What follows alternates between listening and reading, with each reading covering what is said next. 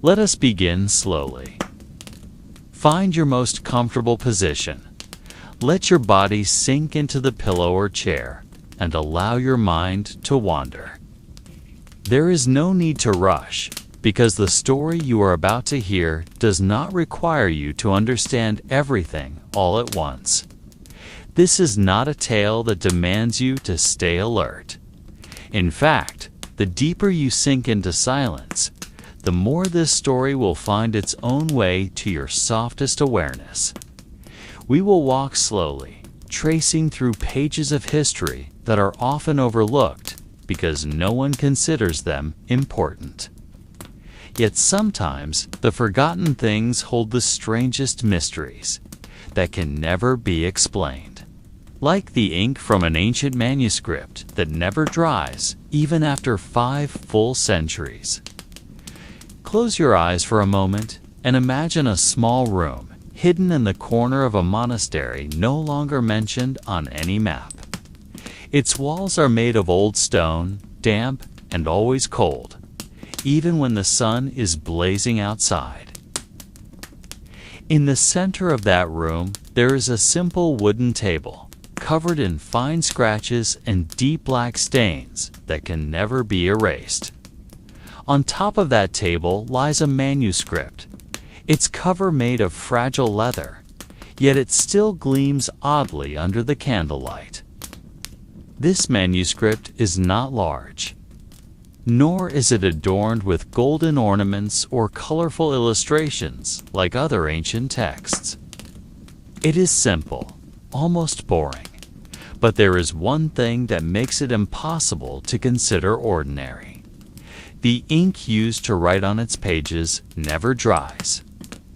Every time someone opens the manuscript, they will find letters that look as if they have just been written, wet, yet never smudging.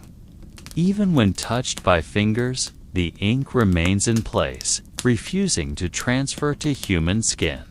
And even stranger, from that ink emanates a faint metallic scent. Thin and nearly undetectable, yet always enough to make anyone who approaches feel that something is not right with this book. No one knows who wrote it. There are no official records of its origin. It was simply found, quietly, inside a tightly locked wooden box, hidden behind the shelves of a long-abandoned monastery library. When discovered, the monks thought it was just another old manuscript that had not been listed in the inventory. But after some of them tried to read it, one by one, they began to feel something strange.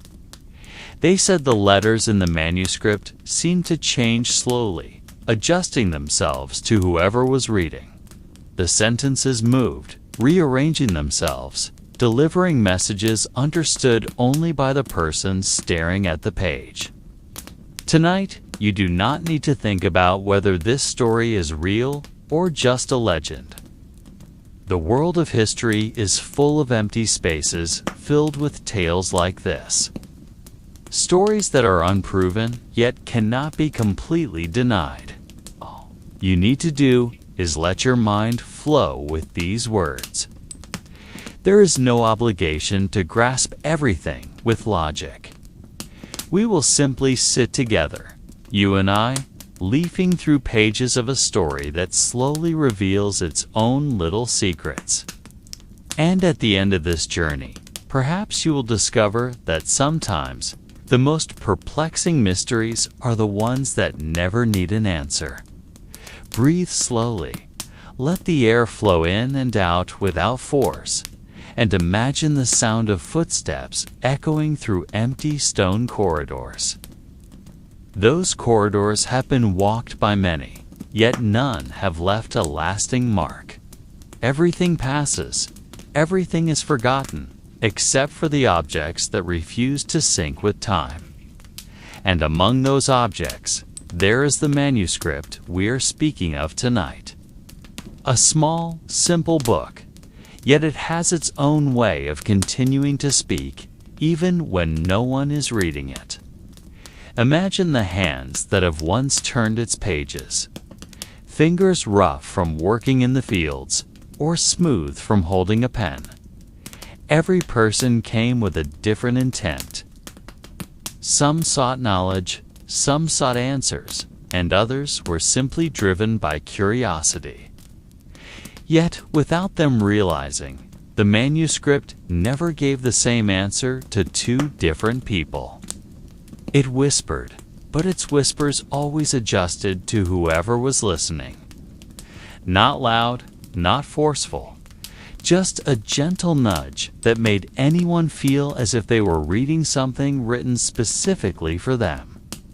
Over the years, this manuscript became a kind of little secret among the monks. There were no written rules forbidding its reading, but gradually people began to avoid it. Not out of fear, but because there was something about it that made them uncomfortable. They said that after reading the manuscript, their minds felt heavier. Not because the content was difficult to understand, but because there was an invisible weight that settled in their heads. As if the words in the manuscript clung to them and refused to let go.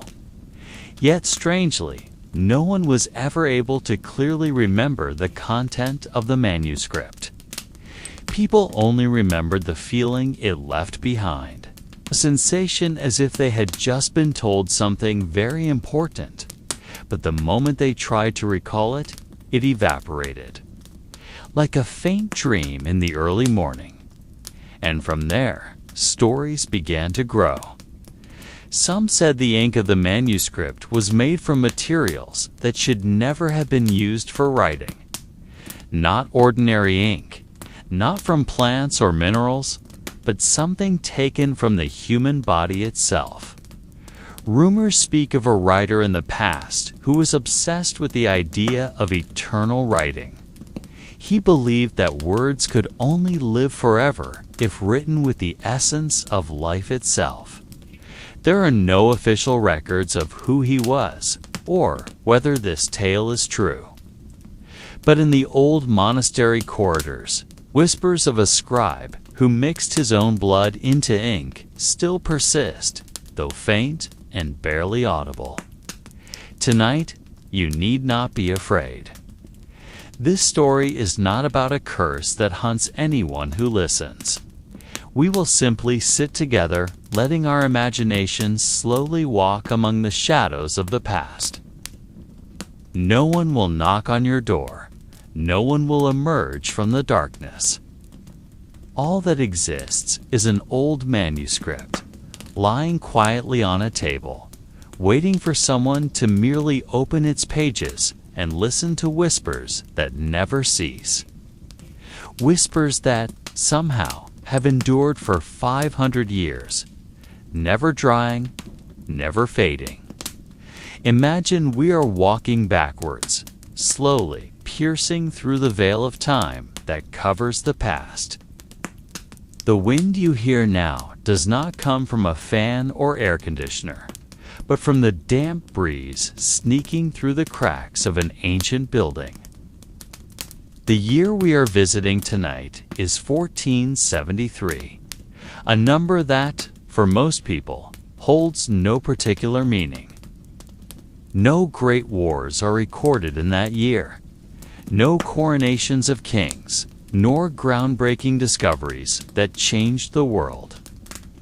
Yet, in one of the hidden corners of Languedoc, southern France, beyond the quiet hills rarely mentioned in history books, stood a small monastery almost unknown to the outside world.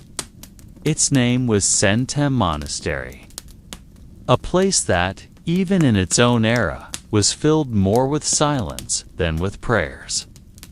This monastery was not a center of knowledge or power. It was built upon the ruins of an old Roman structure, with the simple purpose of serving as a resting place for monks who chose to distance themselves from the noise of grand cathedrals. Its location was remote, far from trade routes or human settlements. The only path leading there was a narrow, steep trail winding through a pine forest that was always shrouded in mist each morning. Even local merchants rarely passed through that route, except those who were lost or deliberately avoiding crowds. And there, in that secluded place, the manuscript with ink that never dried was first discovered. There are no definite records of who brought the manuscript to the monastery. Even the oldest monks there only remembered a vague story about a traveler who appeared one night, dressed in tattered clothes with heavy footsteps, carrying a carefully held carved wooden box. He did not speak much.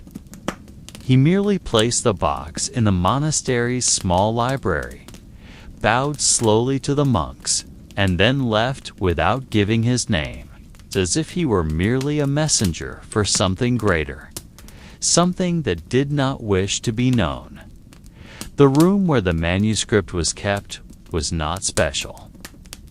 St. S. library consisted of only 2 long shelves filled with prayer books, theological texts, and ancient manuscripts, most of which had faded colors. There were no iron chests or glass cabinets protecting those texts.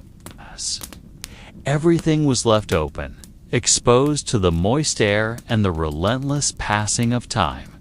Yet, strangely, the wooden box containing the mysterious manuscript remained intact. There were no signs of mold, no cracks from age. And when one of the monks finally decided to open it, they found something even stranger. A thin book with damp pages. Yet the ink upon them remained sharp, fresh, as if it had just been written that very morning. There were no grand bells chiming every hour. No bustling pilgrims or choir songs filling the air. There were only whispers of wind sneaking through stone window cracks, and the faint sound of manuscript pages occasionally turning on their own, even without a hand touching them. For the monks, that place was a refuge from an increasingly noisy world. But after the manuscript was found, the silence in the monastery no longer felt the same. Something had changed, though that change was too subtle to explain with words. They did not realize it at first. To them, the manuscript was just another small addition to the library's collection.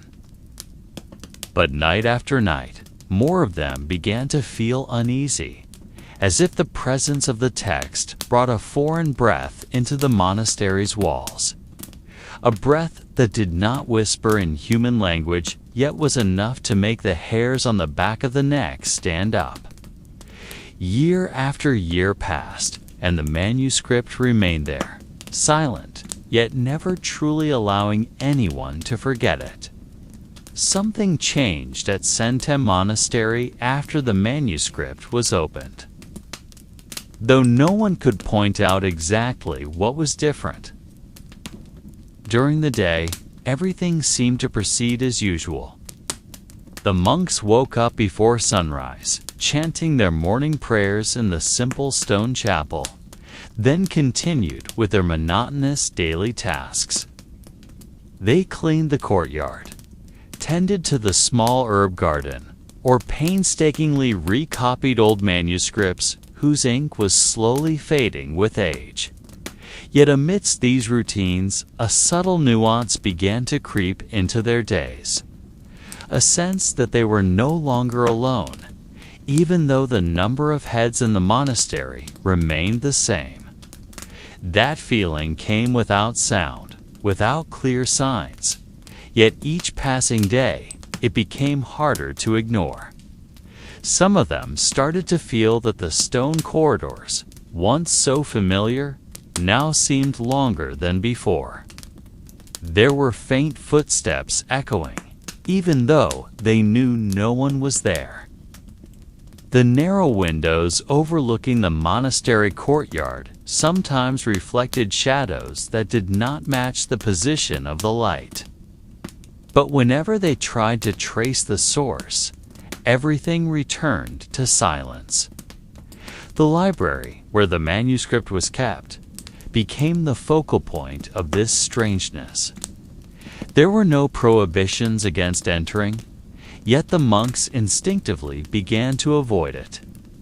They said the air inside that room felt different, colder, heavier, as if each breath had to pass through an invisible layer enveloping the space. Even the sound of footsteps on the stone floor felt more muffled there, as though the library walls no longer reflected echoes as they once did. Yet amid all this, the manuscript remained on the same wooden table, open to a page that never seemed to change. No one admitted to turning its pages, yet the writings on the paper sometimes looked slightly different, as if the letters shifted, seeking a more precise position, adjusting themselves to the eyes observing them. Strangely, no one dared to touch the manuscript directly anymore, not out of fear of curses or dark legends, but because everyone who approached felt a gentle urge to keep their distance, as if the book itself decided who could come close and who could not. Nighttime at Sanctum became the moment when these oddities were most palpable. As candles were lit along the corridors and chapel, the monks began to realize that the light around the library was never fully bright. There was always a thin shadow clinging to the corners of the room, no matter how much light they added. And in the middle of the night, when the entire monastery was engulfed in silence, some of them began to hear the soft rustle of paper, as if someone was turning the pages very carefully. No one ever saw anyone there. No doors opened, no footsteps approached. Yet the sound persisted, recurring, patient, as if the manuscript was reading itself, night after night, in the midst of a silence that was almost sacred. For the monks, the manuscript's presence was not a tangible terror. It was more like a faint whisper demanding to be acknowledged without ever forcing itself. A presence that did not threaten, yet never allowed anyone to truly feel alone. And although there was no rule forbidding them from approaching or reading it, gradually, they began to create distance, forming an invisible boundary between themselves and the seemingly alive manuscript. No one spoke of this openly, yet there was a silent understanding among them that the manuscript was something to be respected, not through worship, but by maintaining a respectful distance. No great events occurred at St. Monastery after the manuscript arrived. There were no tales of monks becoming possessed, no reports of doors slamming shut on their own, or candles extinguishing without cause. Everything continued in the same slow, monotonous rhythm, as if the outside world had also forgotten about the place's existence. Yet it was within that silence that something deeper began to grow. Not as a tangible terror, but as a thin layer of unease that wrapped around every corner, every breath, every passing second. And like water seeping through small cracks, the manuscript's influence spread patiently, slowly, but surely, but surely. The monks who once considered the library a sanctuary of quiet began to avoid it. They never spoke of it directly, but they began to alter their paths when walking, choosing longer corridors just to avoid passing by that room.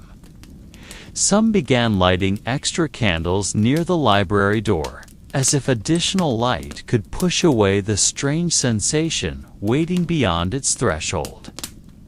But no one disturbed the manuscript. No one dared to move it, close it, let alone dispose of it, though they did not understand why. There was a collective awareness that this book was not something to be touched carelessly. The days at the monastery were still filled with the same routines. Morning prayers, physical work in the gardens and kitchens, manuscript copying, and evening prayers. Yet ever since the manuscript's arrival, time seemed to stretch within Sanct. Hours felt longer, nights felt deeper. The monks could not explain why, but many of them felt that their days had become heavier, as if their steps were treading on ground that was no longer solid. Sleep, too, became something fragile. They were not haunted by nightmares, but they never truly fell asleep either.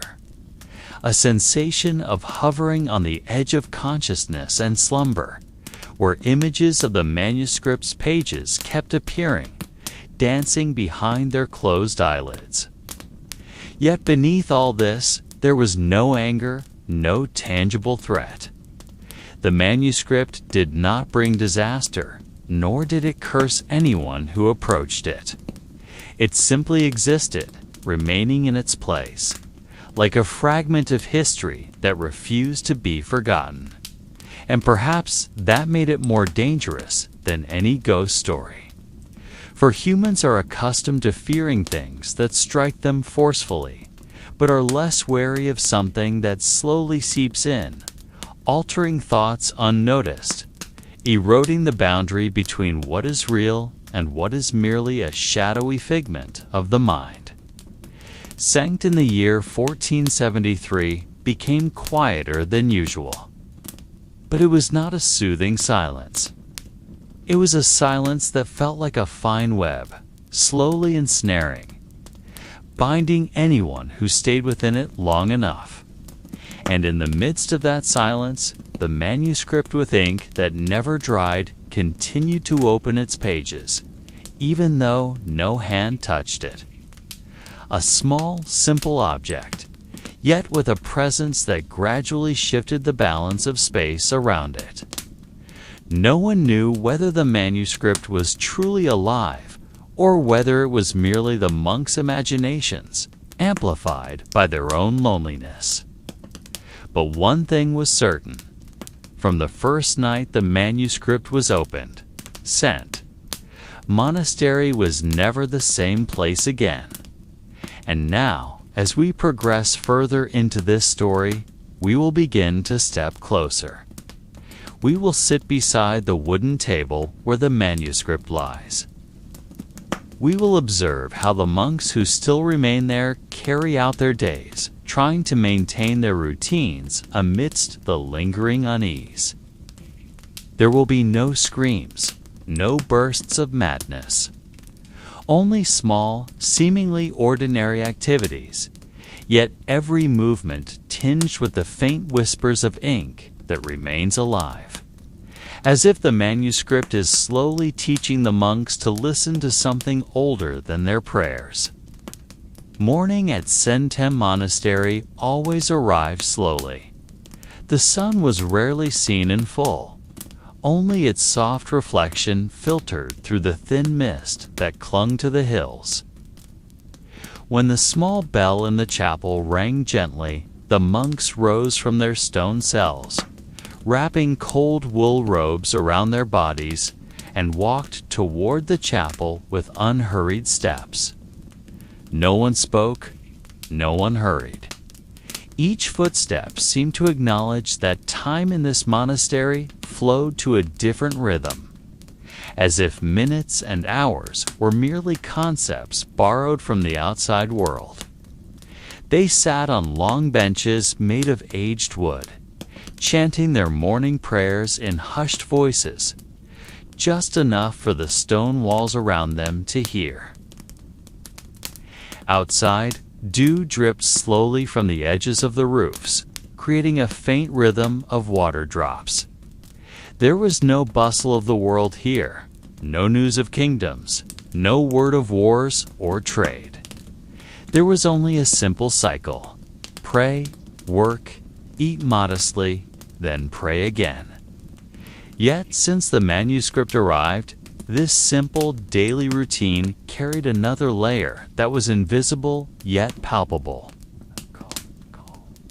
It was like a thin film over every movement, as if the same activities were now being watched by something unseen. When the monks cleaned the inner courtyard, sweeping dry leaves that fell from the old tree, they occasionally glanced toward the narrow library window. Not because they heard a sound, but because of a feeling that was hard to explain, like the sensation of someone watching you from afar, even though you knew the room was empty. In the monastery kitchen, the monks tasked with cooking began to notice that their cooking times were growing longer. The fire in the hearth, which usually sufficed to boil water, now took longer to bring it to a simmer. The bread dough they kneaded felt heavier, more reluctant to rise, as if the air within the kitchen was also affected by something unseen. They did not complain. They simply worked more slowly, adjusting themselves to a rhythm that had quietly begun to change. The manuscript copying, which was the primary task for some monks, also began to feel different. The ink they used seemed to run out faster, even though they were certain the quantity remained the same. The brushes and quill pens they regularly used became harder to control, as if their hands had to work harder to keep the writing neat.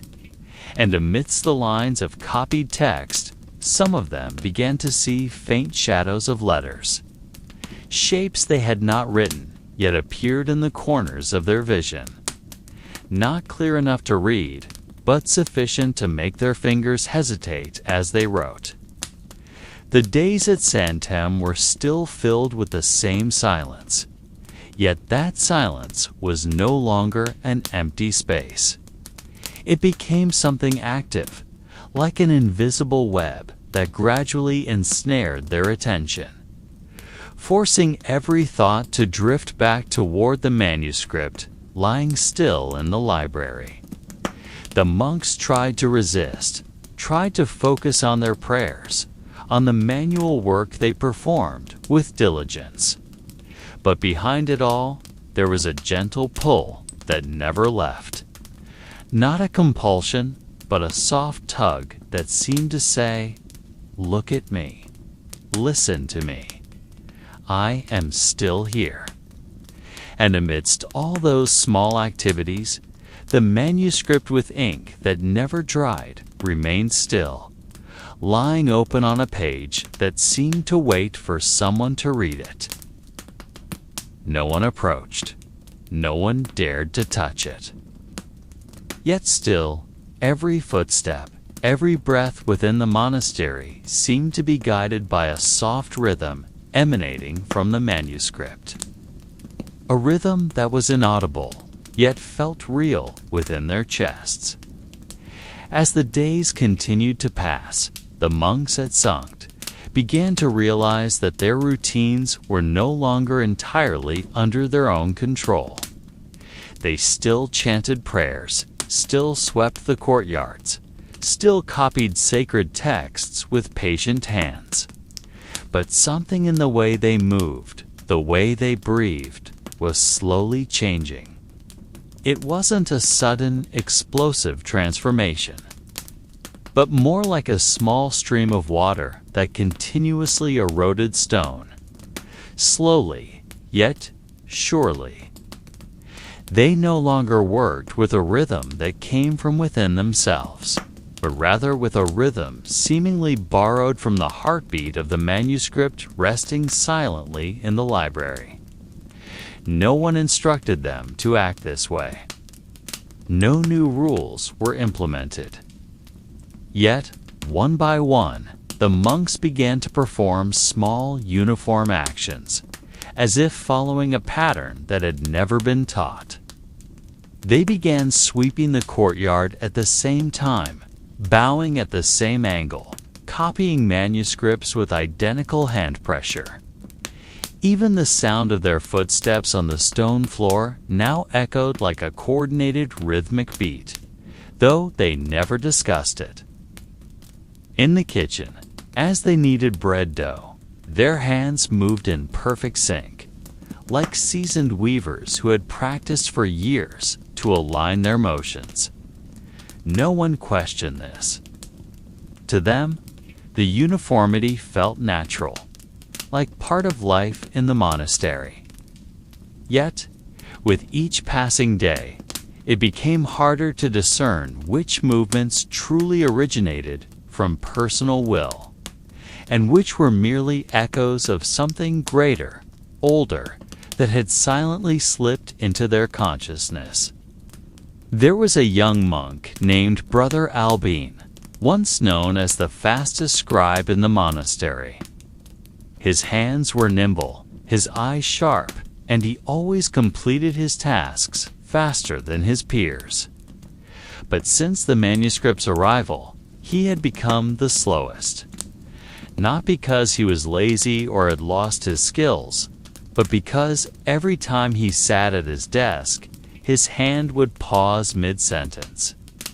His eyes would drift toward the small window facing the library, as if he were listening to something.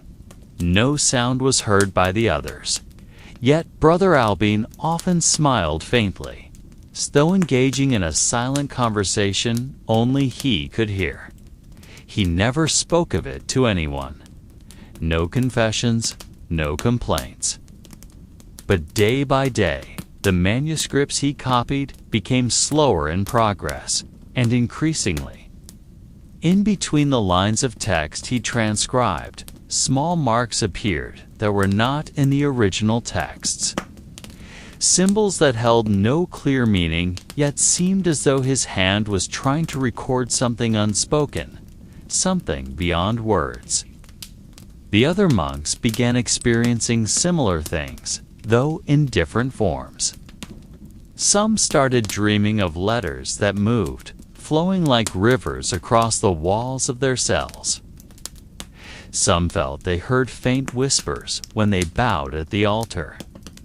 Whispers that were not disruptive, but enough to slow their prayers. Even the abbot, an old and wise man who had sent for over 4 decades, began to feel that the homilies he read in the chapel often lost their way mid-sentence, as if his mind slipped between layers of unfamiliar words. Yet strangely, fear never dominated the monastery. No one felt threatened, no one felt compelled to resist. They simply accepted it, like leaves following the current of a river, drifting along a rhythm greater than themselves. The manuscript never moved from its place, never displayed signs of aggression, but its presence, in its silent and patient manner, gradually reshaped how the monks perceived the world around them. And though they never spoke of this openly, there was a silent understanding among them that monastery was no longer merely a sanctuary of prayer.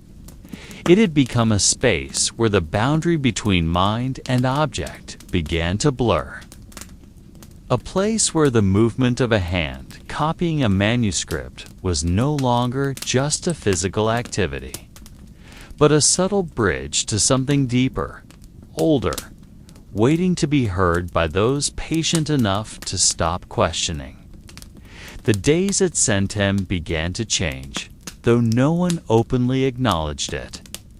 All activities continued as before, yet slowly, the spaces within the monastery started to show signs of life independent from its inhabitants. The wooden doors that once creaked loudly when opened now began to swing open and close on their own, always with smooth, deliberate motions, as if the air within the building had developed its own will.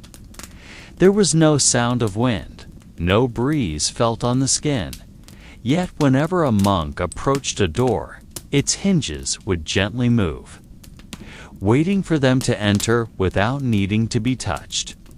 Corridors that were once silent now echoed with footsteps that did not entirely belong to the monks. At times, when only one person was walking down a long hallway, the sound of additional footsteps accompanied them, perfectly in sync, yet without any visible source. No one spoke of this directly. There were no whispered conspiracies at the dining table or among the pews. Yet the brief glances exchanged among the monks were enough to convey that they all felt the same. Most striking was how the light within the monastery began to behave strangely.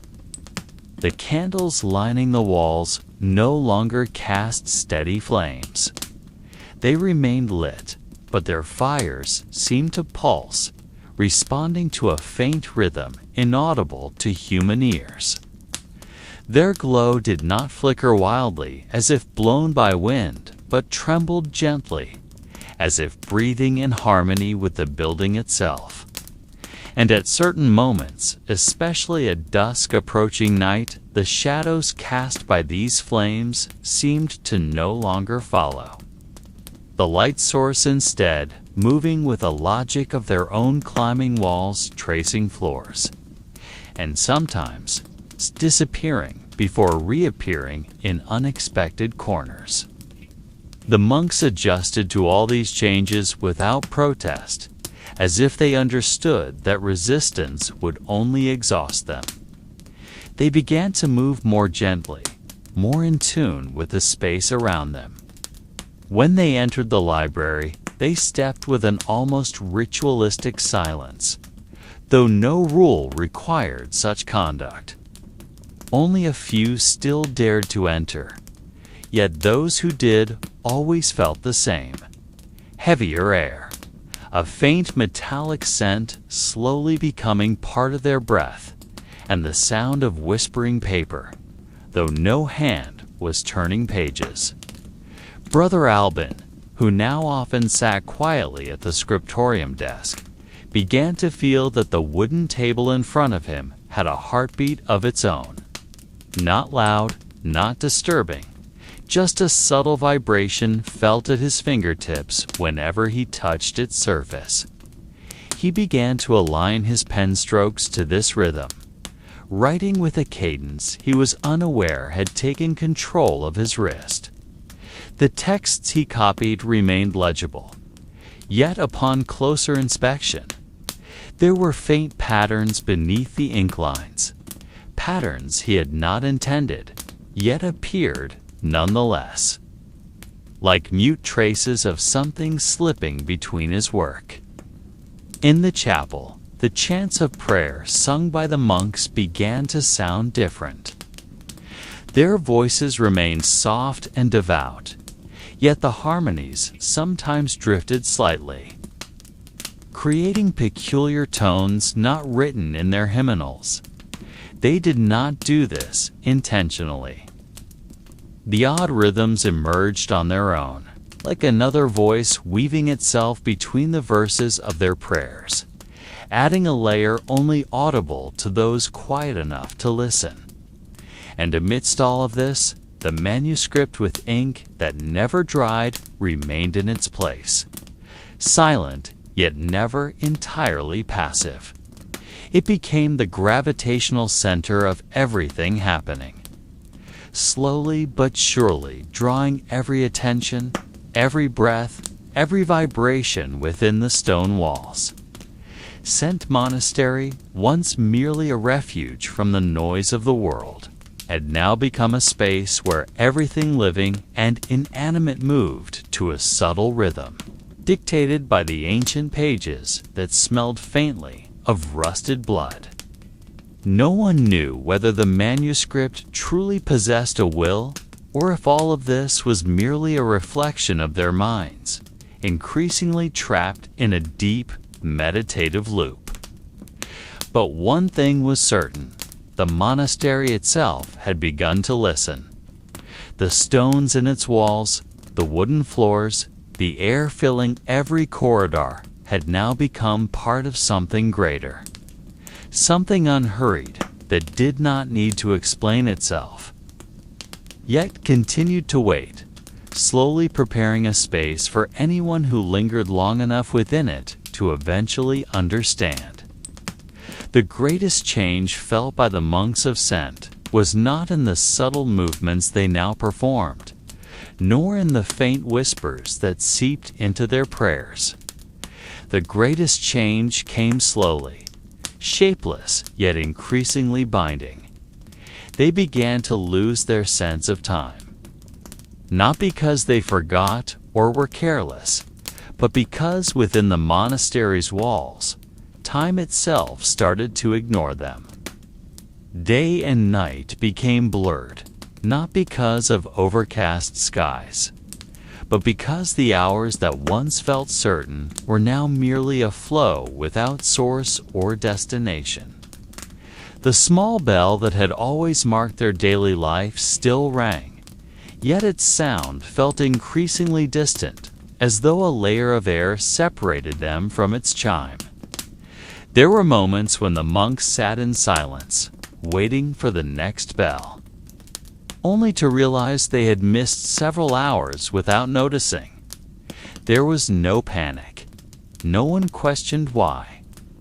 They simply stood slowly, continuing to their next task, though they were no longer sure whether it was morning, afternoon, or evening. In the refectory, monks began to gather without any clear agreement. No one told them when to eat, yet their bodies seemed to move instinctively, sitting at the long benches, taking the same bread, pouring the same soup, and continuing their meal in quiet calm. They no longer paid attention to whether it was breakfast, lunch, or dinner. Even the taste of the food gradually blurred, not unpleasant, not flavorful, just enough to fill their stomachs. As though their sense of taste had also dulled within the non-linear flow of time. Brother Alban once sat in the scriptorium, feeling it had only been a few minutes. Yet when he emerged, the sunlight had shifted into night. There was no surprise on his face. He simply smiled softly, nodded to a fellow monk passing by, and continued his steps toward the chapel, even though there was no scheduled prayer at that hour. The other monks experienced the same. They no longer arranged their activities by the clock or routine, but by a subtle wave that seemed to call them to certain places at certain moments without clear reason. At times, some monks found themselves standing still in the middle of a hallway without purpose. They had not forgotten their duties. They merely felt that their bodies had not yet been invited to move. They would stand there for seconds, minutes, or perhaps hours, until the soft current moved their steps again. No one questioned this. No one found it strange. For the longer they stayed in the monastery, the more they realized Scent had become a place where time chose its own path, and they were merely passengers invited to flow along. This phenomenon did not bring fear. On the contrary, there was a profound calm that filled the monks' hearts. As if by releasing themselves from the chains of clocks and days, they became closer to something purer. The prayers they offered felt longer, deeper, even though they no longer knew how long they had sat in that silence. Sometimes, when they opened their eyes, the position of the sun outside the window did not match the time they felt within their hearts. Yet no one felt deceived. To them, outside time was merely a shadow, whereas the time within the time, guided by that silent ancient manuscript, was a truer current. And amidst all of this, the manuscript with ink that never dried remained in its place, silent yet full of life. No one dared to count how long it had lain on the library table, open on the same page.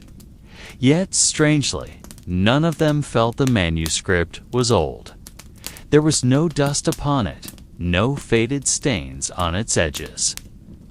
It remained as if freshly written yesterday, with a faint metallic scent that gradually became part of the air in every room.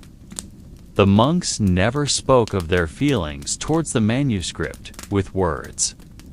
Yet in their silence, in the way they moved, bowed their heads, or paused in front of the library door without reason, they all acknowledged its presence. They had entered a circle of time that no longer moved forward, but spun, tracing a path that could not be explained by clocks or calendars. They were not trapped. They were not lost.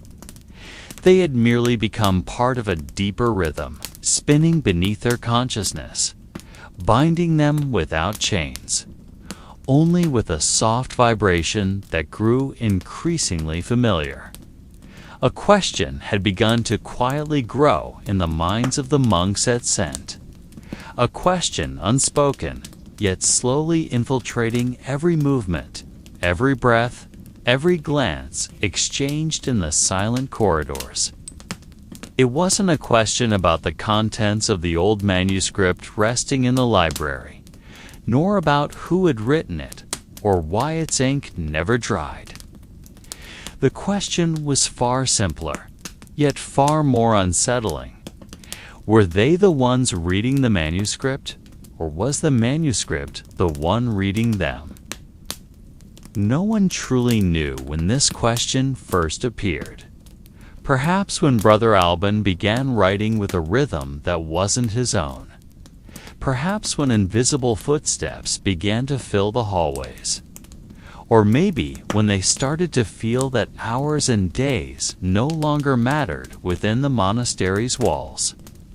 But as time passed, it became harder to ignore the sensation that the manuscript, lying still on its table, wasn't a passive object waiting to be touched. It seemed to possess its own way of seeing. Whenever a monk opened the manuscript's pages, there was always a small pause.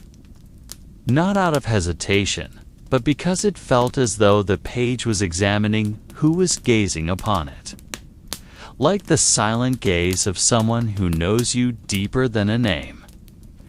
No one ever admitted this aloud, yet they all felt that each letter, each stroke of the never-drying ink reflected back their own gaze, but in a more raw, honest form, like a mirror incapable of lying.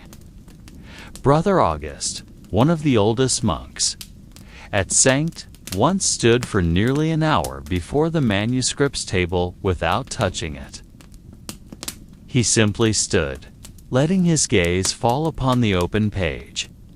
Yet in his mind, he felt he was being studied, dissected down to the smallest detail of his soul. He didn't feel judged. There was no guilt. Only the sensation that he had become a kind of text being read by something older, vaster, and more patient than anything he had ever known.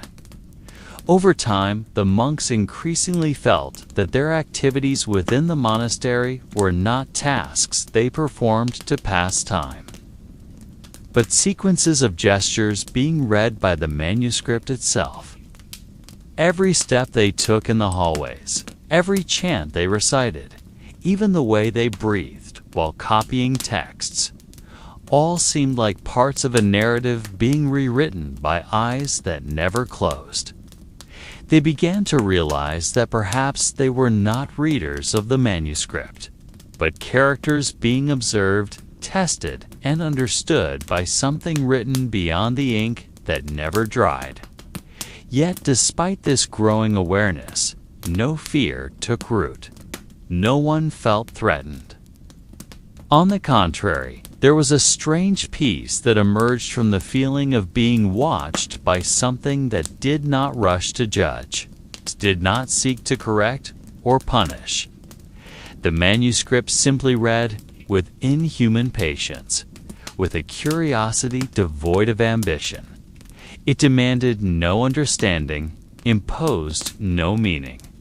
It merely reflected back whatever was cast upon it, like a quiet pond accepting every stone that falls upon its surface without excessive ripples.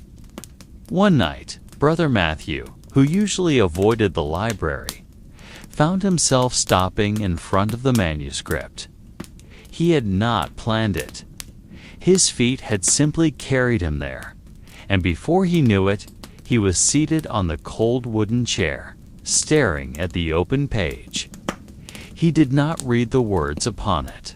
He simply gazed at the strokes of ink faintly glistening in the candlelight.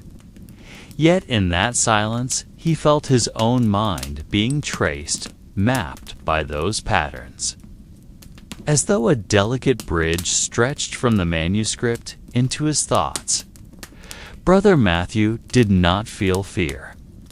He only felt, accepted, recognized, not in a grand or beautiful sense, but in an absolute quietness. He was a sentence being echoed by the manuscript, not with sound, but with presence.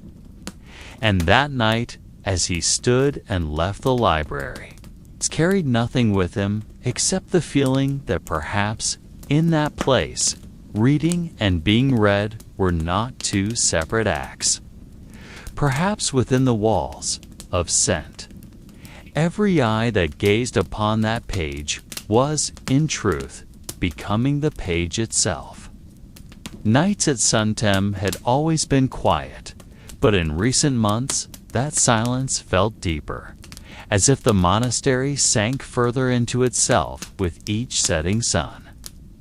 The monks, though physically asleep in their cells, began to sense that sleep was not an escape from the strange rhythm enveloping their days. Rather, when their eyes closed, something unseen began to creep in, filling the chambers of their minds with shadows, faint yet suffocating. And strangely, without ever planning it, without ever discussing it, their dreams gradually became one. At first, no one noticed the pattern. The dreams appeared in simple forms, hallways that felt too long, doors that opened into the same room repeatedly, candlelight that quivered yet never extinguished. But as these dreams returned more frequently, more details emerged, as though someone or something was rearranging fragments of their memories to form a new scene they had never seen while awake. In these dreams, they always walked alone, yet never truly felt alone. There was a presence without form, following them in silence, like a shadow not cast by light, but by their own thoughts. Sometimes they heard whispers, but not in any language they knew. Not Latin, not French, not even a voice they could imitate. Just a soft cadence, like the sound of ink flowing on paper, filling the thin air around them. Brother Albin once awoke, drenched in cold sweat, though his body felt refreshed, as if he had just finished praying. He did not remember the details of his dream, but one image lingered, a hand that never finished writing. That hand moved across the manuscript, yet the manuscript never filled, never concluded. Every time he tried to see who the hand belonged to, his vision blurred, as if the dream refused to let him know more. Strangely, Brother Albin did not feel disturbed. He only sensed that his dream was not entirely his own. He did not know who was sharing that dream with him, but he was certain he was not alone. And indeed, In the days that followed, the vacant stares that often met in the monastery's corridors became deeper, filled with mutual understanding. No one spoke about what they experienced at night. No one asked, no one confessed. But in the way they glanced at each other, in the subtle nods exchanged at hallway intersections, they all knew. Their dreams had become a single thread binding them together.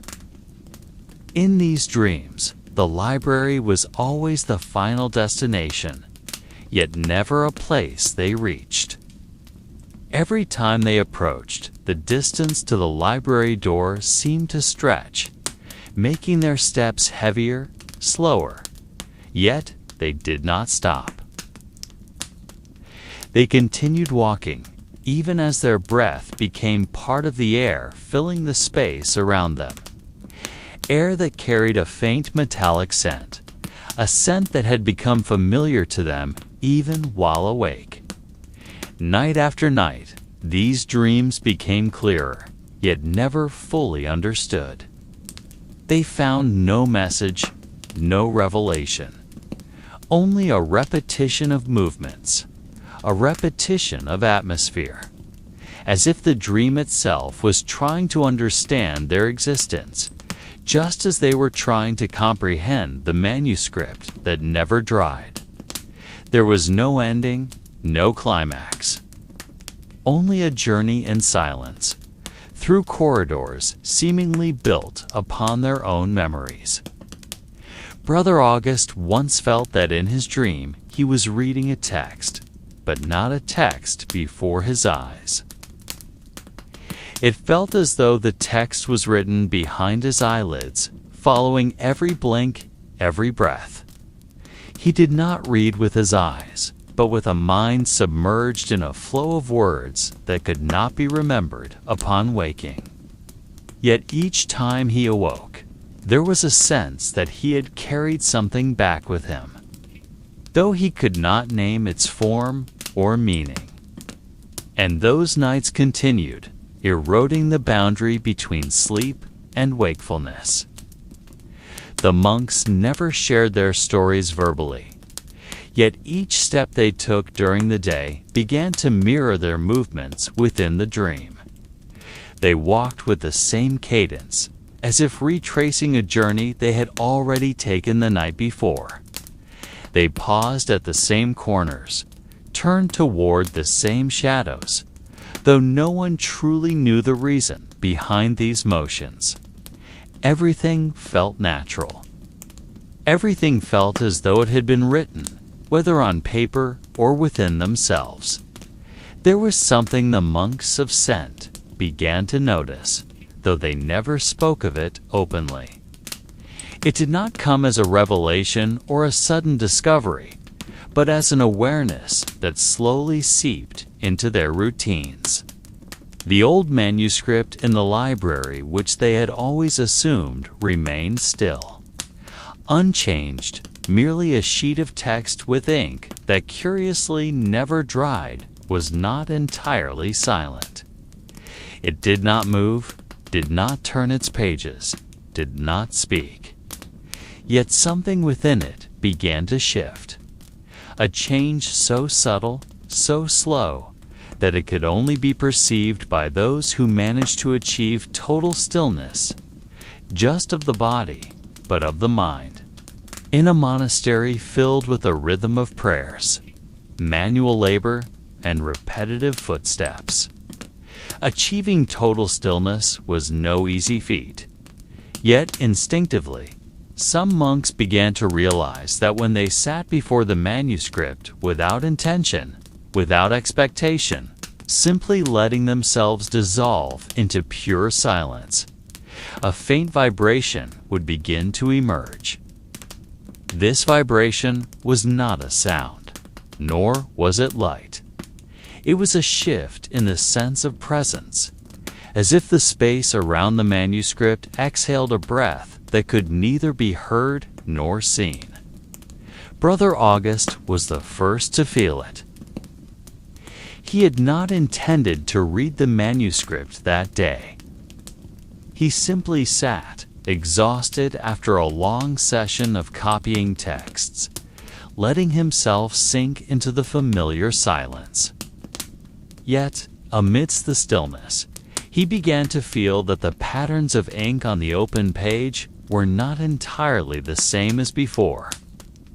Not because the letters changed shape, but because the way his eyes received them felt slightly different, like staring at a water surface that seemed still, then suddenly noticing a ripple moving without cause.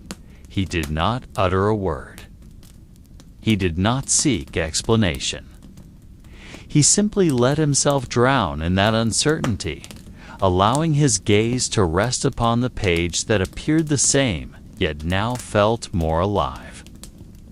And as he focused his attention, the longer he sat in silence, the clearer he sensed that the manuscript was adjusting itself. Not adjusting its letters, but adjusting the way it was seen. The manuscript, somehow, was changing not in its physical form, but in how it was felt by anyone who looked upon it with a mind emptied of movement. This phenomenon was not dramatic. There was no light, no floating letters, only a delicate shift, as though the structure of the page itself was no longer entirely fixed. What was written there remained the same for anyone who looked hardly, but for those who could drown in stillness. Those patterns began to possess a depth that could not be measured by the naked eye. Like a bottomless well hidden behind the strokes of ink, ready to swallow anyone brave enough to stop and let themselves fall into it. The monks who began to notice this never spoke of it openly. They merely exchanged glances that lingered longer, deeper, as if conversing without sound, understanding that their experience had entered a layer no longer explainable by human language.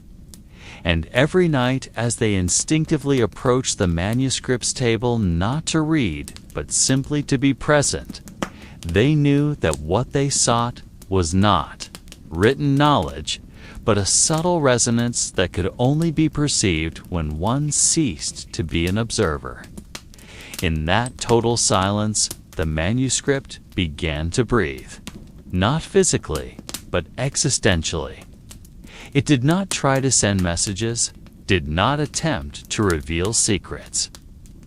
It merely showed that it was not entirely an inanimate object, that an interaction was occurring, not in the form of information exchange, but in the form of mirrored existence. The manuscript became a kind of liquid mirror that did not reflect physical images, but instead mirrored the essence of anyone who sat before it in complete stillness. Brother Alban once sat for hours, only to realize that he was no longer reading the manuscript, but feeling himself being seen in return. He did not feel pressure, did not feel intrusion, only the sensation that his presence had become part of the page he was gazing upon. He was ink that dried, yet never dried. He was a letter formed, yet never complete.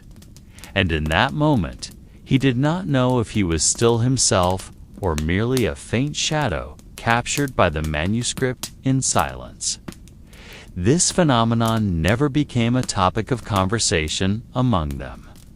Yet day by day, the monk spoke less, paused more without reason, as though words began to lose their relevance in a space where silent presence became the only true form of communication. They did not fall silent out of fear, but because they began to understand that before the manuscript, what was needed was not a voice, but total presence, absolute stillness. There came a point when the monks of Scent began to realize that the space around them no longer adhered to the rules they once knew.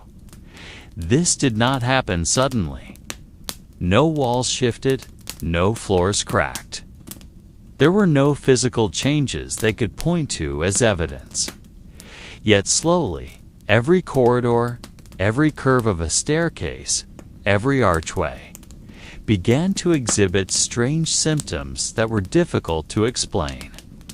Distances felt as though they folded inward. The monastery itself, a place they had memorized for centuries, began to confound them in ways that were subtle yet deeply unsettling. At first, these changes were felt merely as a strange sensation in the gut, like walking through a dense fog and losing orientation. They would walk from their cells to the refectory, and somehow, a journey that usually took 2 minutes felt prolonged, as if the corridor they traversed stretched farther than usual. Yet when they turned back, the distance they had covered remained the same. Nothing changed visibly, but their steps felt heavier, as though the gravity within those walls slowly adjusted itself to something deeper than physical space. This phenomenon became most pronounced around the library, where the manuscript was kept. The hallway leading to the library began to exhibit a peculiar effect. The more one tried to walk quickly, the slower they felt they were moving. Brother Matthew once attempted to ignore this sensation, hastening his pace toward the room, yet every step felt like wading through thick water. Strangely, when he surrendered and allowed himself to walk at a natural rhythm, the heaviness lifted and the corridor felt normal again, though with a subtle sense that the walls were observing his every move. The monks did not discuss these changes, but they gradually adopted the same habits, walking more slowly, more cautiously, as if the space around them had become a delicate web that should not be disturbed recklessly. No one knew whether this was an effect of the manuscript they studied, or a symptom of something that had long dwelled within the monastery but now revealed itself. What was clear, however, was that the more they immersed themselves in stillness before the manuscript, the more tangible the spatial distortions around them became. One of the strangest experiences was felt by Brother August. One night, as he walked alone toward the small chapel on the eastern side of the monastery, he noticed the corridor he passed through seemed narrower than usual. Not because the walls had moved, but because the way his eyes perceived the space felt altered. He felt that each step he took did not move his body forward, but folded the space ahead of him, like rolling up a scroll of parchment. Strangely, he did not feel trapped. He sensed that the space was adjusting itself to his chosen pace, not as a path to be traversed, but as a canvas being redrawn with every step. Brother Alban experienced a similar phenomenon, but in a different form. He found that sometimes, as he walked from the refectory to his sleeping quarters, he would pass the same window twice, even though he was certain there was only one window in that corridor. He tested this multiple times, even counting his steps, yet the result remained baffling. It was as if the monastery, or, more precisely, his perception of space within it had become something pliable, no longer obedient to the logic of architecture. He did not feel fear. Instead, a strange thought emerged. Perhaps the manuscript was introducing a new way to understand space and time, a way that required no maps or clocks, only full presence. This phenomenon reached its peak around the manuscript's table. The monks began to notice that its position, though physically unchanged, felt different every time they approached it. Sometimes the table seemed to reside at the far end of a vast room. Other times, it appeared to wait in a cramped corner, large enough for only one person. What was more bewildering was that no one ever spoke of the table's location directly, as if mentioning its place would cause it to shift again. All of this occurred without words, without discussion, yet slowly formed a silent understanding among them that the manuscript was not merely an object to be observed, but a subtle gravitational center influencing how they perceived reality. The Sanctum Monastery had not changed physically. Its walls remained solid, its stones still cold in the morning. Yet in the eyes of those who had been still long enough, the monastery was no longer a static building. It had become a living space, a space that responded to their presence, creating new corridors that appeared only to those who knew how to stop and listen to silence. Perhaps the subtlest, yet most deeply rooted change was when the monks of Sent began to realize that they no longer thought of the outside world. This was not due to monastic rules forbidding interaction beyond the ancient stone walls, but because, gradually, the world beyond began to lose its form within their minds. No one spoke of the surrounding villages. No one asked when the next supply delivery would arrive. It was as if the boundary between inside and outside had dissolved, leaving them in an enclosed space with no exit. At first, they did not realize they had stopped thinking about the world outside. Their days were still filled with the rhythm of prayers, manuscript copying, and other daily routines. Yet slowly, their awareness began to shrink, spiraling inward, drawn to the monastery's center by an unseen force. Place names outside the walls started to sound foreign to their ears, as if those words belonged to a language they had forgotten. Strangely, they did not feel loss. On the contrary, there was a faint sense of comfort, as if a burden they never realized they had been carrying was now lifted. This phenomenon was most palpable when they stood in the monastery's inner courtyard, gazing at the large wooden gate leading to the outside world. Once, that gate had always been a reminder that their monastery was merely a small part of a vast world. But now, though the gate remained firm in its place, it no longer felt like a passageway to the outside. It had become just another wall, a sheet of wood no more significant than the stones that formed the surrounding barriers. No one tried to open it anymore.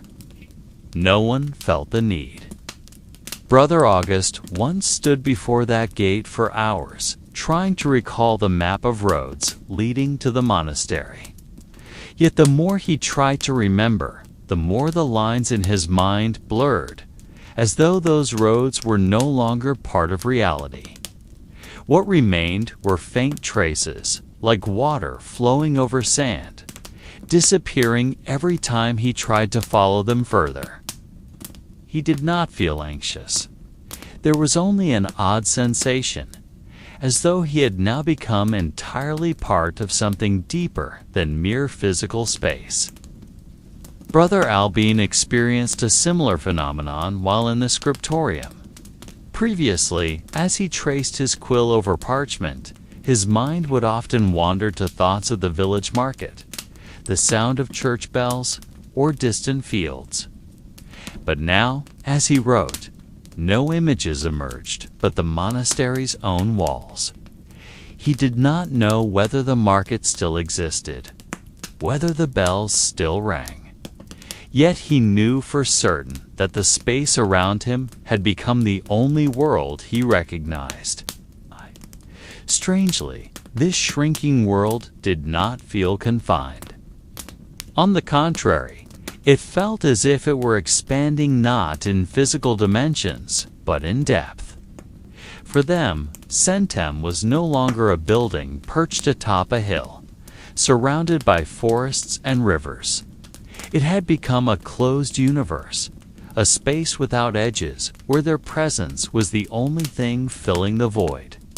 They did not feel trapped. They did not feel imprisoned. They simply sensed that outside was a concept gradually losing its meaning.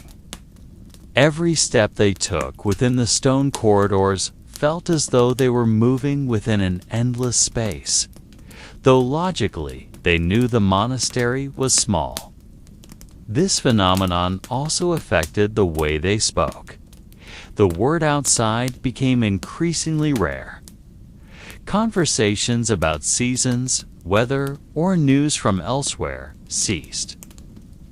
Their time was filled with silence, or with discussions revolving solely around matters concerning the monastery, prayer schedules, text copying, or the condition of the building. Yet even in these discussions, there was a faint undertone that all such conversations were merely echoes, reflections of a space now folding in on itself.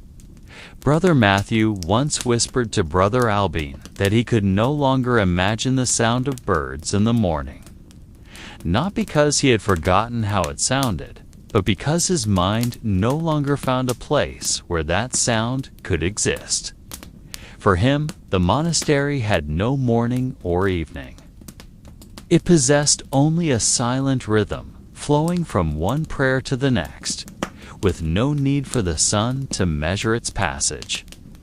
And Brother Albin, rather than finding this strange, merely nodded softly, as if he too had felt the same but had not found the words to express it.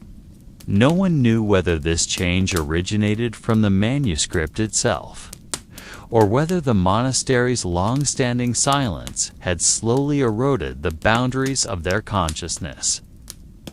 But one thing was certain. They no longer thought about when the outside world would remember them.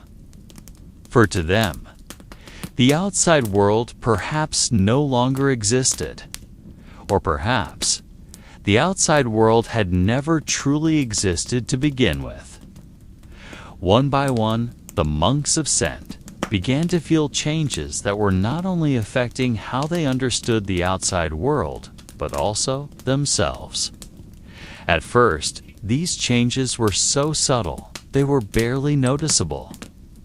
But over time, they started to realize that they were no longer the same people who had arrived at the monastery. There was a kind of internal shift so deep that it felt as though they were being reprogrammed by something they didn't fully understand. The older monks began to feel that their memories of the past were becoming blurry, like a manuscript whose ink faded as time passed. Brother Matthew often woke in the middle of the night, only to find himself sitting at his desk with a quill in hand, writing things he did not remember ever thinking. When he read the words he had written, he felt as though they weren't his, but someone else's, like a force flowing through him, guiding his hand. It wasn't just memories that were fading. It's the feelings that had once been so clear to them, feelings about who they were, about their past, about the world they once knew, began to dissipate. They started to feel as though they were no longer the people they had thought themselves to be. As time passed, they even began to doubt whether they truly came from the outside world or if they had always been part of this monastery, created by the manuscript itself. Brother Albine was the first to truly feel that he was not just a part of the monastery, but the monastery itself. One day, as he walked down the main corridor, he suddenly stopped in his tracks and stared at the cold stone wall. He felt as if the wall wasn't just stone, but part of him. That wall, with every crack and stain, was a part of his being. He felt that if the wall were to crumble, he would crumble too. He didn't know why, but there was a strong feeling that he and the monastery were one and the same. The same phenomenon occurred with the other monks. They began to feel that the manuscript was not just a text they copied and read, but part of themselves, rewriting who they truly were. Every time they sat before the manuscript, they felt as though they were rewriting their own history, reshaping a past they had never fully understood. Like ink flowing over parchment, their lives became more fluid, more flexible, more easily altered. They were no longer fixed individuals. They were shifting figures, constantly rewritten. No one spoke of this openly. They did not discuss this change, although they all shared the same feeling. They simply continued their routines, but in a more focused, deeper way, as though they had connected with something much larger than just the monastery and the world beyond. Every manuscript they copied, every prayer they said, every step they took within the monastery seemed to be part of a larger narrative, an unending story. The monks no longer felt separate from this world. They felt connected to space and time, like a thread linking them directly to the manuscript. They no longer felt like men living in a monastery. They felt as though they were part of something greater, something eternal, undefined. And strangely, this feeling did not make them afraid. On the contrary, it gave them an overwhelming sense of peace.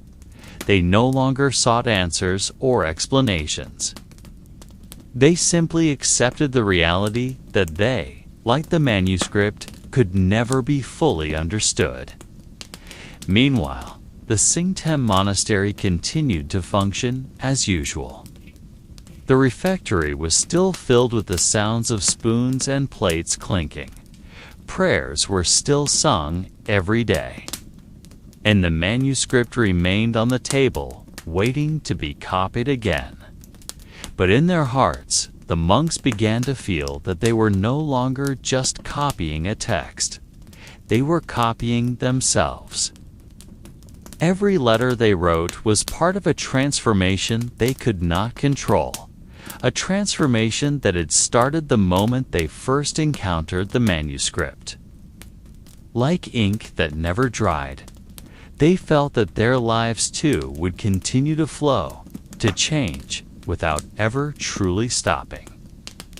Over time, the feeling that they were being rewritten by the manuscript deepened into something more profound, more intrinsic, as if the boundary between their bodies and the ink on the parchment slowly dissolved.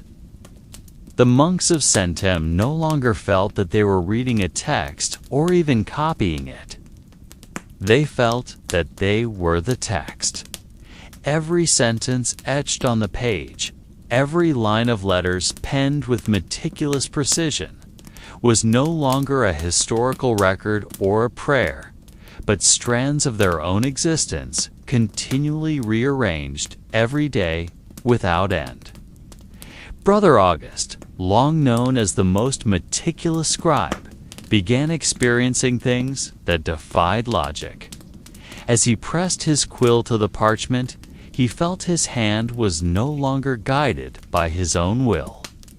There were moments when he sensed he was merely a conduit, a channel through which the words flowed effortlessly, without the interference of thought. Strangely, this did not unsettle him. He felt more complete, as if he had finally discovered his true purpose not as a scribe, but as a part of an unbroken act of creation. The other monks began to feel the same. They realized that every time they recited prayers before the manuscript, their voices did not merely leave their mouths, but emanated from the very walls of the monastery. From the cold stone floors, from the parchment itself, their prayers no longer echoed. they fused with the space. They were no longer individuals offering prayers, but mediums through which the prayers materialized, translated into a form deeper than mere words. This phenomenon reinforced their belief that the manuscript was not merely an ancient artifact. It was the core of their existence, a living structure flowing through every crack in the monastery, through every breath they took, through every subtle vibration at the tip of their quills. They no longer wondered who had first written the manuscript. Even that question felt irrelevant now, for what they realized was that the manuscript had no beginning or end. It was an ongoing process, and they were a part of that process. There were nights when Brother Albin remained awake, sitting in the scriptorium, realizing he could not remember the last time he had slept. Yet he did not feel tired. He only felt immersed in a larger rhythm. He began to see himself not as an individual living within time, but as a strand of text flowing with the ink, moving from one page to the next, endlessly. He did not feel he had lost his identity. On the contrary, he felt this was the purest form of identity, one unbound by names, faces, or histories, but defined by the eternal flow of words. Brother Matthew began to notice that his fellow monks' faces became increasingly blurred. Not because his eyesight was failing, but because those faces gradually lost their details, as if they too were being rewritten, redrawn with finer, more fluid lines. He did not feel fear. Instead, he sensed this was a natural stage of the process underway. They were all returning to their original form, not as bodies, but as living text in constant motion. At this point, there was no longer any need for spoken words. They interacted not through speech, but through presence. Every movement, every glance became part of the text they embodied together. The monastery itself had transformed into a kind of living manuscript, where every footstep, every breath was line after line being simultaneously written and read. There was no beginning, no end, only continuity. They no longer felt separate from the manuscript. They felt that they were the manuscript, that their beings had become part of a story that needed no audience, no reader. A story that existed solely to be written endlessly, never to be completed. And within that endless process, they found a tranquility they had never imagined before. Eventually, a point was reached where the distinction between the monks, the monastery space, and the manuscript they copied vanished entirely. There were no longer clear boundaries between who they were, where they were, and what they were doing. All of it blended into a subtle consciousness, flowing slowly like ink, continuously tracing itself upon parchment, without pause, without a definite direction. They no longer thought of their bodies as something separate. They no longer thought of the stone walls as barriers. Everything seemed to become part of the same stream, a silent river that knew no edge. Brother August once realized he had been sitting in the scriptorium for hours without moving his hand. Yet, when he looked down, the manuscript before him was filled with lines of text he had no memory of writing. There was no shock, no urge to seek an explanation, only a peaceful acceptance that the text himself and the surrounding space were writing one another in a cycle that required no active consciousness. He was merely a point within a broader current, and that point did not need to be aware of itself to remain part of the flow. the monks lost the need to greet one another. They did not feel lonely, for even the concept of togetherness or solitude began to fade. They existed, yet that existence was no longer tied to individual identity. They no longer saw each other as Brother August, Brother Albin, or Brother Matthew. Those names slowly dissolved, like ink dispersing in water, leaving behind only pure presence that required no words for acknowledgement. The monastery space also began to feel different. The stone corridors that once felt cold and narrow now seemed to stretch endlessly, not because their physical shape had changed, but because their perception of space had dissolved. Every step they took did not feel like it brought them closer to a destination, but became part of a movement with no final goal. They walked not to move from one point to another, but because walking itself was part of the text being continuously written. At times, they felt the stone walls breathing with them. Not in a biological sense, but in a rhythm that harmonized, as if every breath they took was an echo of the walls themselves. They no longer distinguished between the air they inhaled and the stones supporting them. Everything became a singular, fluid existence, like a manuscript perpetually renewed by nameless motion. Brother Albin once stood before a small window facing the forest, yet he no longer saw that forest as something outside of him. His gaze no longer differentiated between leaves, tree trunks, or shadows. Everything appeared as patterns in motion, merging with the patterns within his mind, flowing in the same rhythm.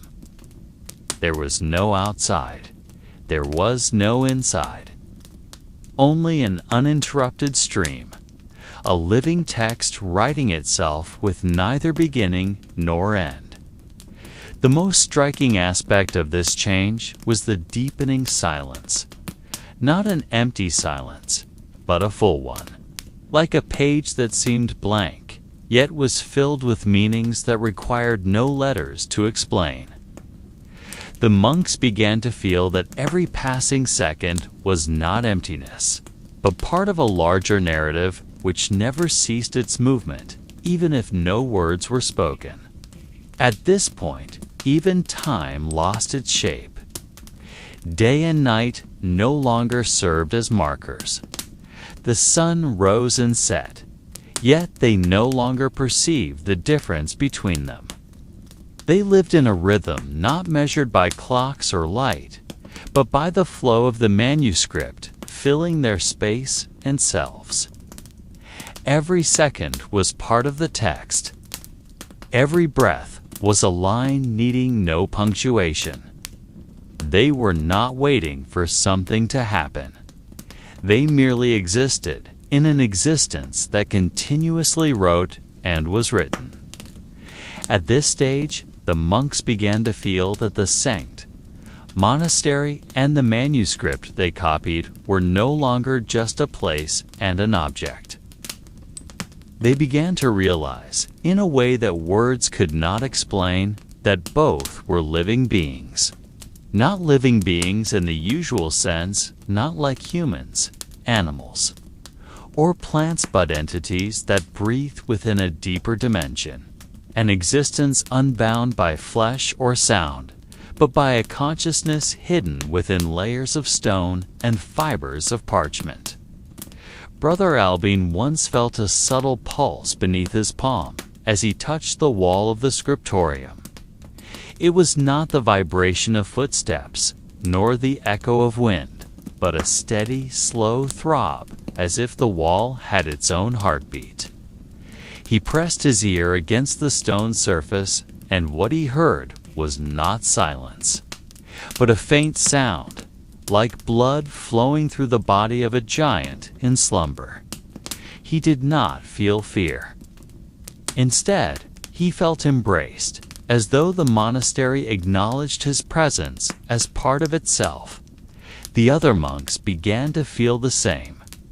They found that every movement they made, no matter how small, was met with a gentle response from the monastery itself. When they walked through the corridors, the air seemed to lighten, as if the space adjusted itself to ease their steps. When they turned the pages of the manuscript, a soft sound, like a faint whisper, could be heard, as if the parchment expressed gratitude for being touched. This connection was never spoken, never taught, but felt instinctively, like an ancient sense slowly awakening. Beyond the physical space, the monks began to understand that the manuscript itself was not a lifeless object. They sensed that the ink flowing over the parchment possessed its own awareness. As they wrote, the ink did not merely follow the movement of their hands, but guided them, choosing paths, shaping words with a will that did not originate from their minds. Sometimes, Brother Matthew felt his quill moving faster than he could consciously follow, as if the writing existed before he began to write it, and he was merely the vessel to bring it forth. There were nights when they felt that the entire monastery breathed with them. The air within the rooms expanded and contracted in rhythm with their chests. The stone walls, once rigid and cold, now felt warm, as if beneath their surfaces were networks of muscles and veins carrying life. The monastery was no longer an old building filled with history.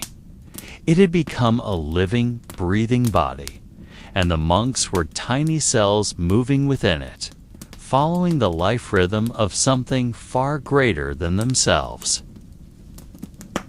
The deeper they immersed in this awareness, the more they realized they did not merely reside within the monastery. They were part of the monastery. They were not just scribes copying a manuscript. They were the ink itself. They were the parchment. They were the whispering voice flowing between the cracks of stone. Their identity as individuals slowly dissolved, replaced by a complete attachment to something vaster, deeper, and quieter than anything they had ever known. And within that silence, they found that they did not need to understand why or how this was happening. There were no questions. There were no answers. There was only the feeling of being wholly accepted as part of a living being that breathed alongside them. A being without a face, without a name, but whose presence was more tangible than anything they had ever touched before. After the boundary between body and space vanished, the next to fade was the boundary between their own minds. The monks of Sentem began to feel that their thoughts were no longer personal, that their minds gradually became like merging rivers, where the current of one thought met the current of another, without collision, without noise. They could no longer tell whether an idea arose from within themselves or from another monk in the same room.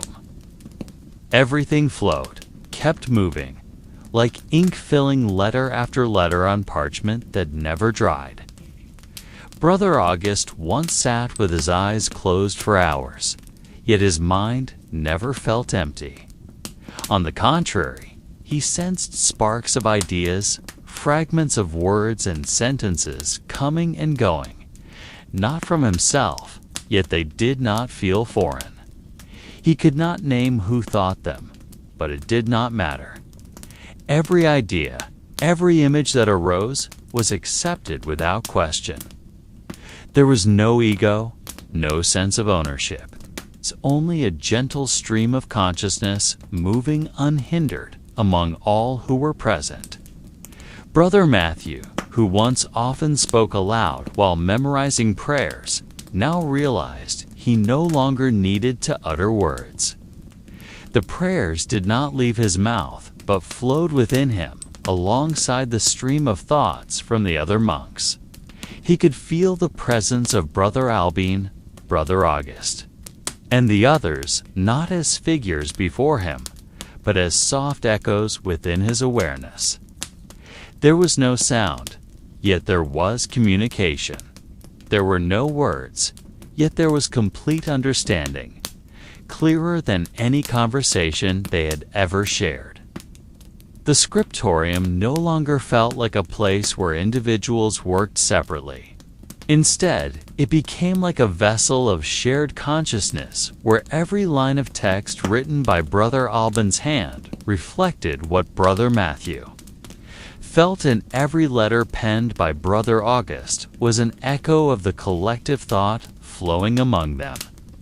They no longer needed to glance or ask to know what each other was doing. Everything was clear, like a stream of clear water connecting hearts and minds without pause. Surprisingly, despite their consciousness merging, there was no sense of self-loss. They did not feel erased, did not feel entirely dissolved into one another. Instead, they felt their existence becoming more real, more defined, yet without separating boundaries, as if by relinquishing the idea of self as a separate entity. They discovered a more complete version of themselves, self not confined by name or voice, but by a continuously flowing connection. On the quietest nights, they even felt their minds connecting not only with each other, but with the manuscript itself. When Brother August wrote, he did not feel he was creating words, but rather the opposite the words were thinking him. There was a sense that the text flowing beneath his quill was a living consciousness, weaving itself through the hands and minds of the monks. They were merely conduits, yet at the same time they were part of that consciousness. There was no longer a separation between writer and writing, no distance between reader and what was read. The act of copying texts, once a simple physical task, now transformed into a kind of silent collective meditation. Every movement of the quill, every breath, was part of a wordless ceremony where consciousness was not divided but flowed within the same vessel. They no longer cared who began a sentence or who finished it. The text required no author's name. It only needed a hand to move, eyes to see, and consciousness to flow between the two. The monks began to understand that behind the monastery's walls, behind the worn pages of parchment, something larger was being written, a narrative that required no pages or ink. A story that could only be read by those who could remain silent long enough to hear it. And they had become its readers, its scribes, and part of the story itself. As the collective consciousness deepened, the monks began to lose the sense of time as they once understood it. There was no longer morning or night, no clocks or calendars, only a current that flowed endlessly. They no longer remembered the past or imagined the future. The history they had studied and recorded gradually faded into a faint shadow, irrelevant to their present state. All that existed was the now and eternal moment continuously etched in ink that never dries.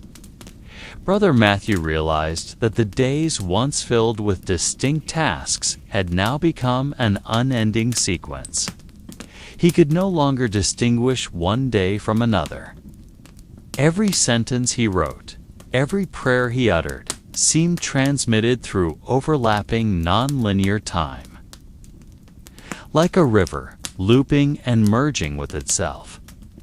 There was a feeling that past, present and future were merely overlapping layers within an endless manuscript scroll.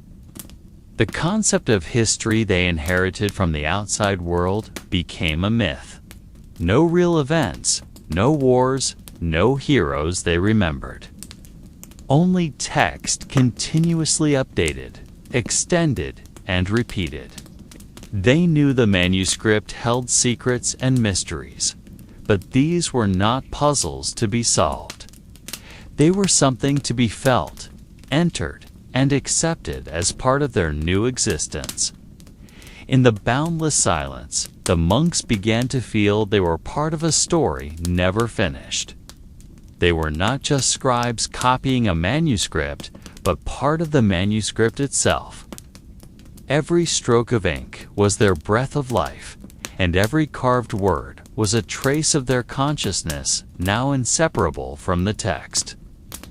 They could not step out of this time loop, for time itself was the ink writing them. When someone tried to recall anything outside the manuscript, such as the world beyond the monastery, the memory felt vague, like a shadow lost when eyes tried to focus. They did not feel loss, for that shadow was not part of their current world. The world they inhabited now was made of words, whispered sounds, and the ticking heartbeat of the manuscript in the silence. They understood that everyone outside had their own stories, but those stories no longer mattered to them. Brother Albin once tried to write something different, something unusual, but the quill in his hand seemed to refuse obedience. The ink danced back to the old pattern, returning the words to their previous form. There was an awareness that this manuscript belonged to no one, and individual desires could not change the flow already set. They were all part of an eternal ritual that could not be stopped, where the manuscript lived on, and they lived within it. Their minds were trapped in this eternal whirl, not as prisoners, but as devoted followers of a process that never ceases. They did not know if this was punishment, blessing, or something beyond human understanding. All they knew was that they were one with the manuscript, the monastery, and time that had lost meaning. The silence in Sentem Monastery was unlike ordinary silence. It possessed a depth and intensity difficult to capture in words. This silence was not emptiness, but a space full of energy flowing gently, filling every corner and crevice of the monastery with a presence that was faint yet real.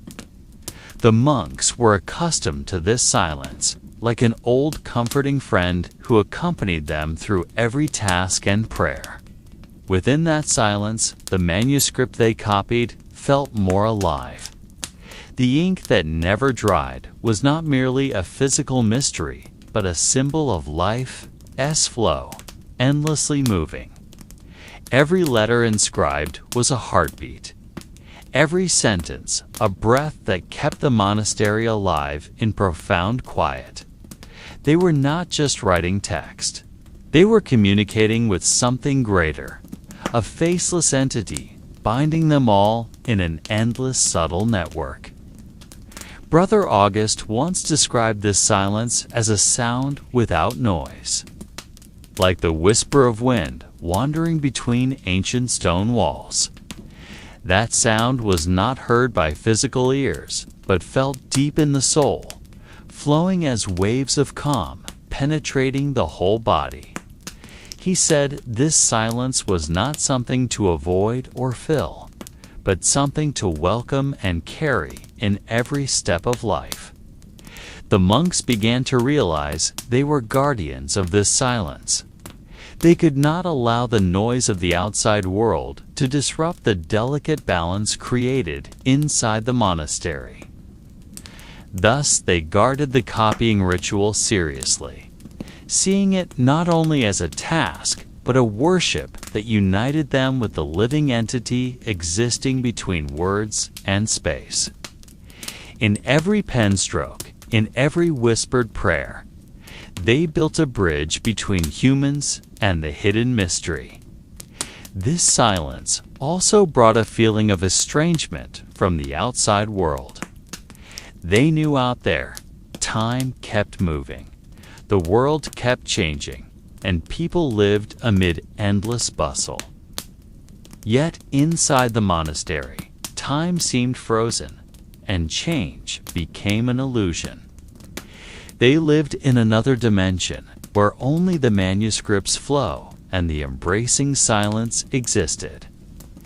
The outside world became a story far away, no more than a vague shadow beyond a small window. Brother Matthew felt a warmth growing within that silence. The silence was no longer cold or frightening, but a gentle embrace calming every restlessness. He found that by letting himself sink into silence, his mind cleared and his heart opened. In that silence, he felt himself and the manuscript could not be separated, that they were two sides of an inseparable unity. In these moments, the manuscript seemed to teach without words. It spoke in a language of silence, only understood by those willing to listen with their hearts.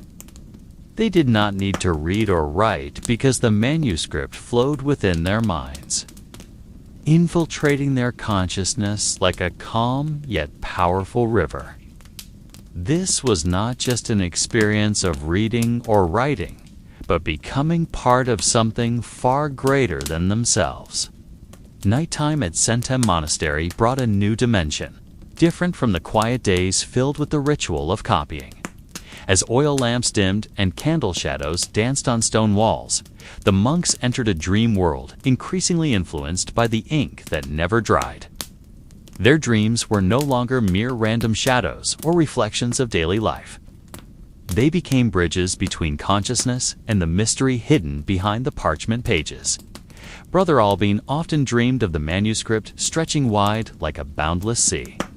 Waves of black ink rolled gently, flowing unstoppable, forming swirling patterns of letters, endlessly changing.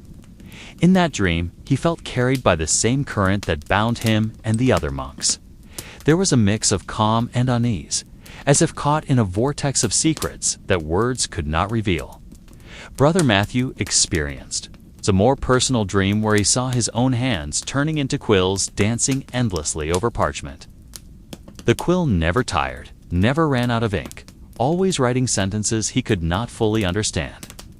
Sometimes he felt the quill was not his, but part of a greater entity communicating through dreams. He woke with a heaviness in his chest, as if carrying a fragment of the manuscript into his subconscious. These dreams brought not only visual experiences, but deep emotions and symbolism difficult to unravel. There was a strong feeling of being trapped and bound, as if the manuscript was not just an object, but a living, breathing soul within them. They could not free themselves from its influence, even when awake. In the silent night, the manuscript whispered on, filling the empty spaces in mind and heart. This influence seeped into the monks' thoughts and behaviors. They became quieter, more focused, yet appeared to carry an inexplicable burden. In brief meetings, there was a heavy silence, not from a lack of words, but from the depths of secrets the manuscript bore. No one dared speak openly about these dreams or feelings, fearing disturbance of the delicate balance they had maintained for so long. Over time, the boundary between dream world and reality blurred. The monks often felt as if walking between two dimensions, moving between the real and the shadows created by the manuscript. They understood that the manuscript was not just an ancient document, but a portal to the unknown, something continuously calling and pulling them into unexplored depths.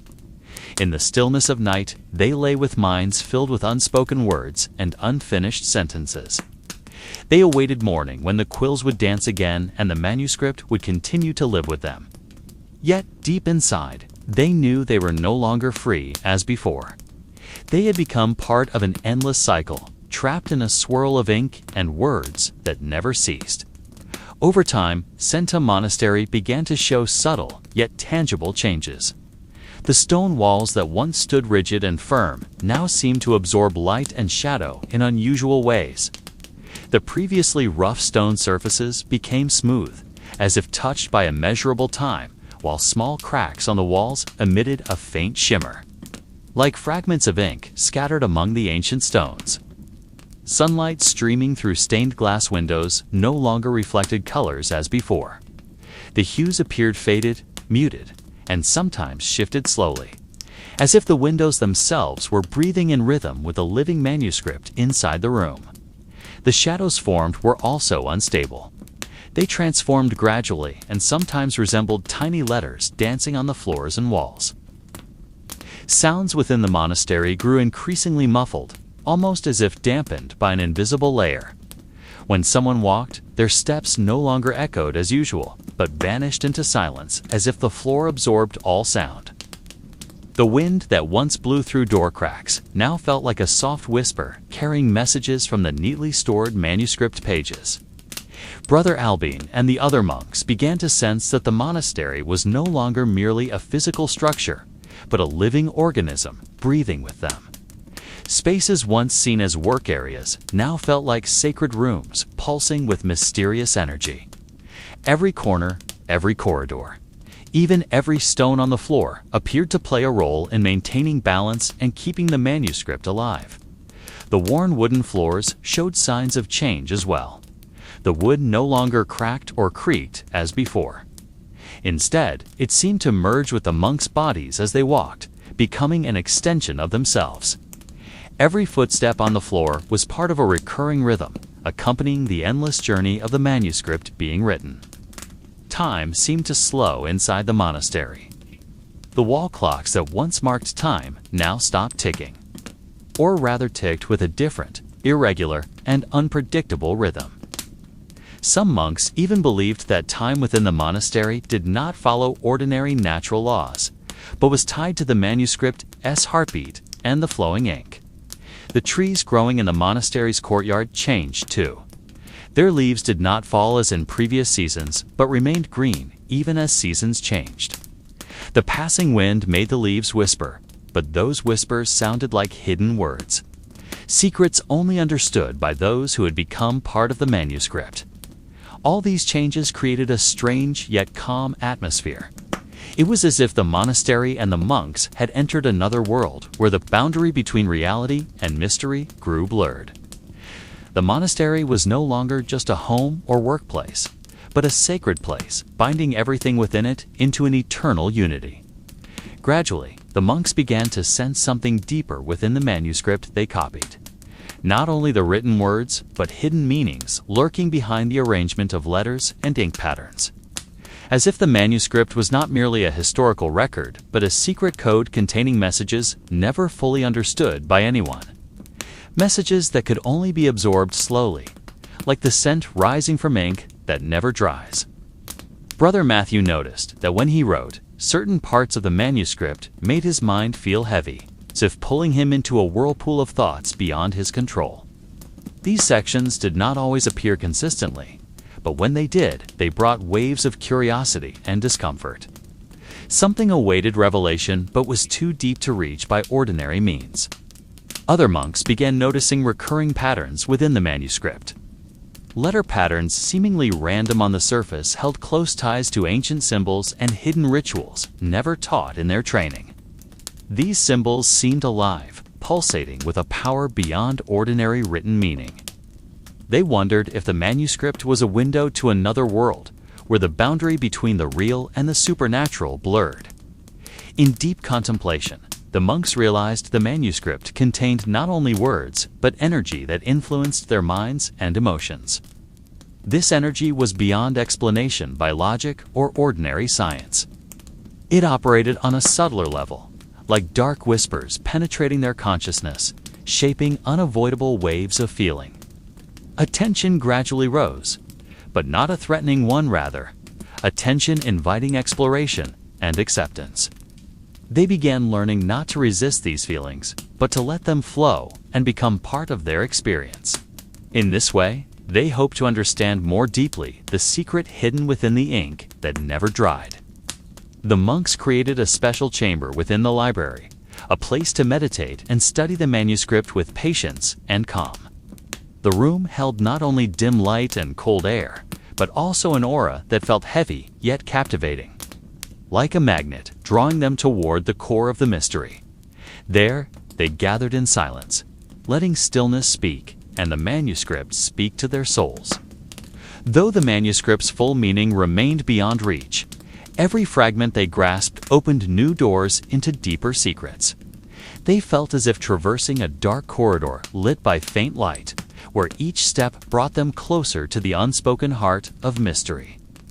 There, in silence and shadow, the manuscript lived and breathed. The monks' reactions to the hidden meanings within the manuscript were diverse and complex, yet all woven into the same silent fabric. Some felt a strange relief, as if finding a harbor amid an endless storm. Others experienced deep unease, like haunted shadows that never disappeared. These feelings could not be expressed openly, but were embedded in the thickening silence among them. Brother Albin, long known for his calm and self-control, began showing signs of emotional exhaustion. His once bright eyes often appeared weary, and his smile slowly faded. He tried to maintain professionalism, yet an inner turmoil burned within him, a sense that the manuscript was pulling him into depths he could not avoid. Brother Matthew underwent a different change. He felt himself part of something much larger than himself, a secret network spanning time and space. This sense of attachment brought him both peace and a heavy burden.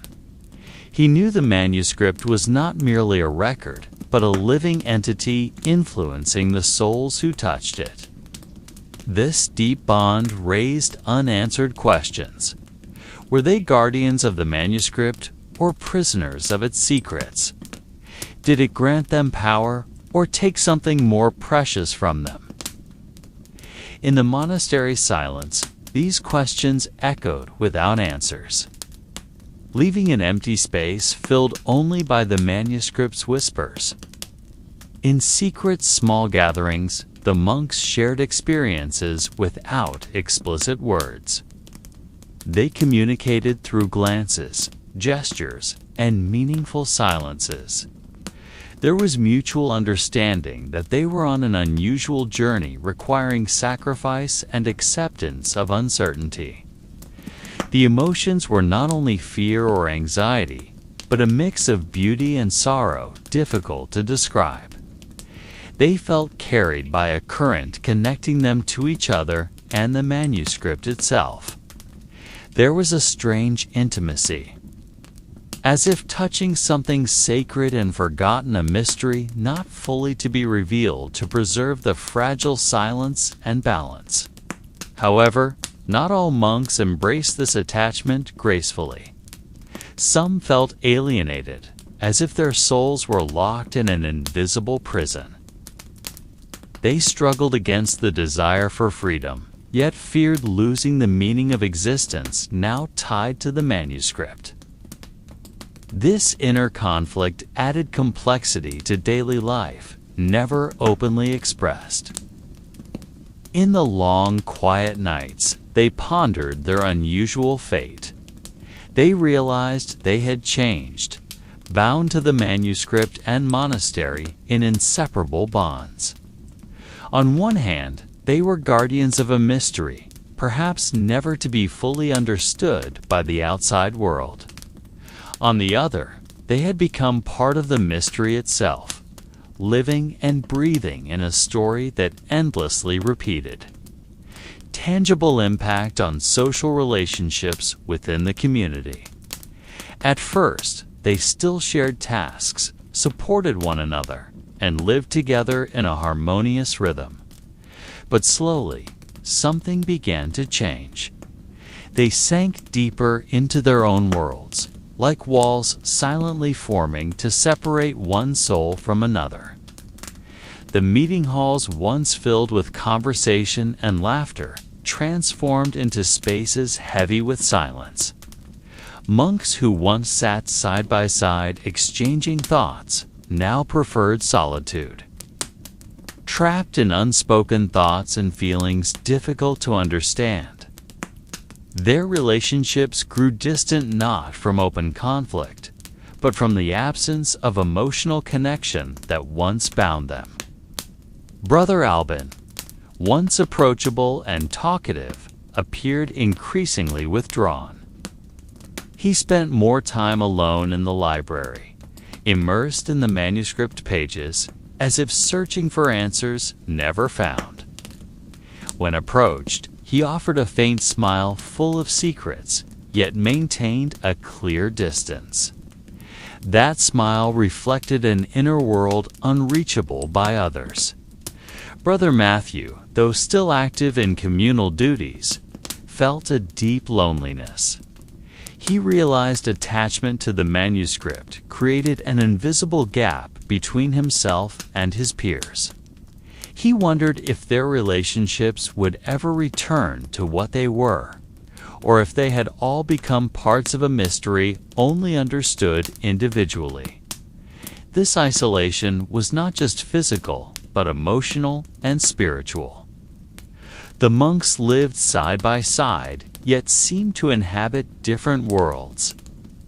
They interacted with careful words, but their minds and feelings wandered far away. A silence hung in the air, an empty space hard to fill for fear of disturbing the fragile balance. At times, a strong desire arose to restore the warmth of former connections.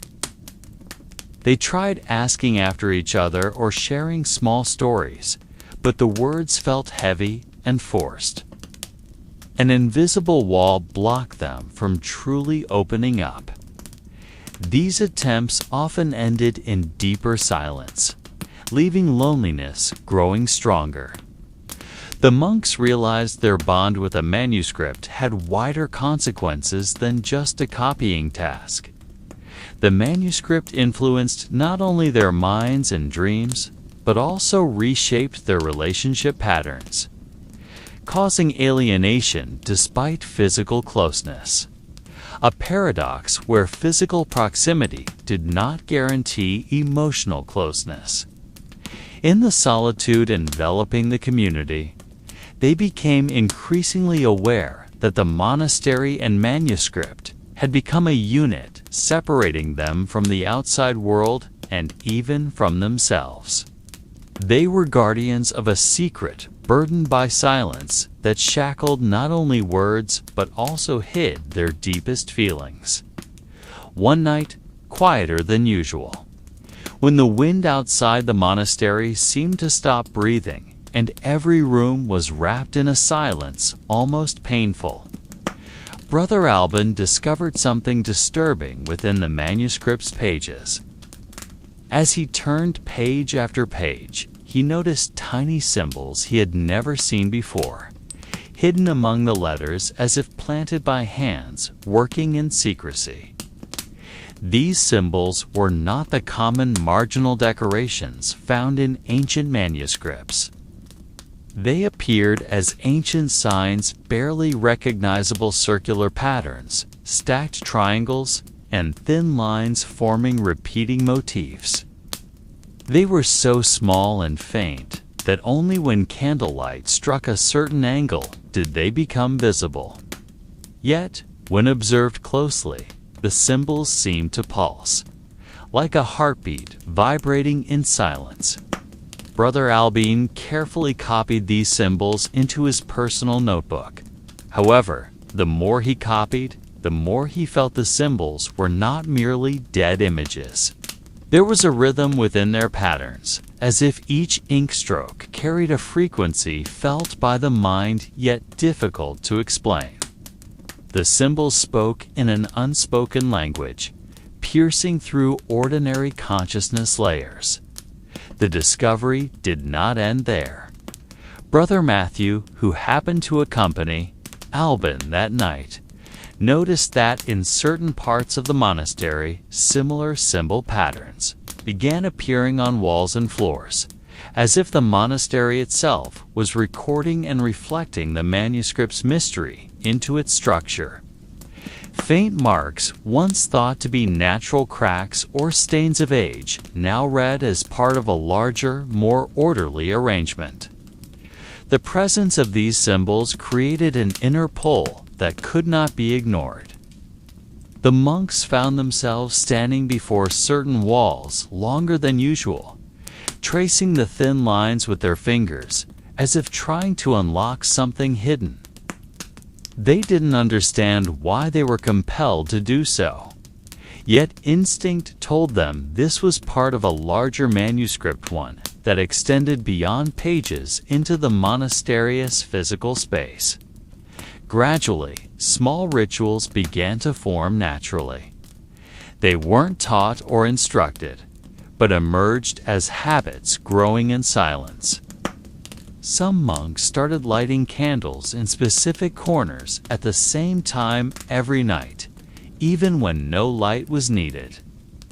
Others sat in silence, facing walls with hidden symbols, letting their minds drift into the rhythm seemingly emanating from those patterns. Some began praying, not with words, but with hand movements tracing the symbol lines, creating subtle dances only they understood. These gestures were slow, barely visible, yet filled with an intensity that enveloped them in deep meditation. They never defined these actions as rituals, yet all felt them as something bringing them closer to the manuscript's core mystery. No one knew who started it or when these habits first appeared.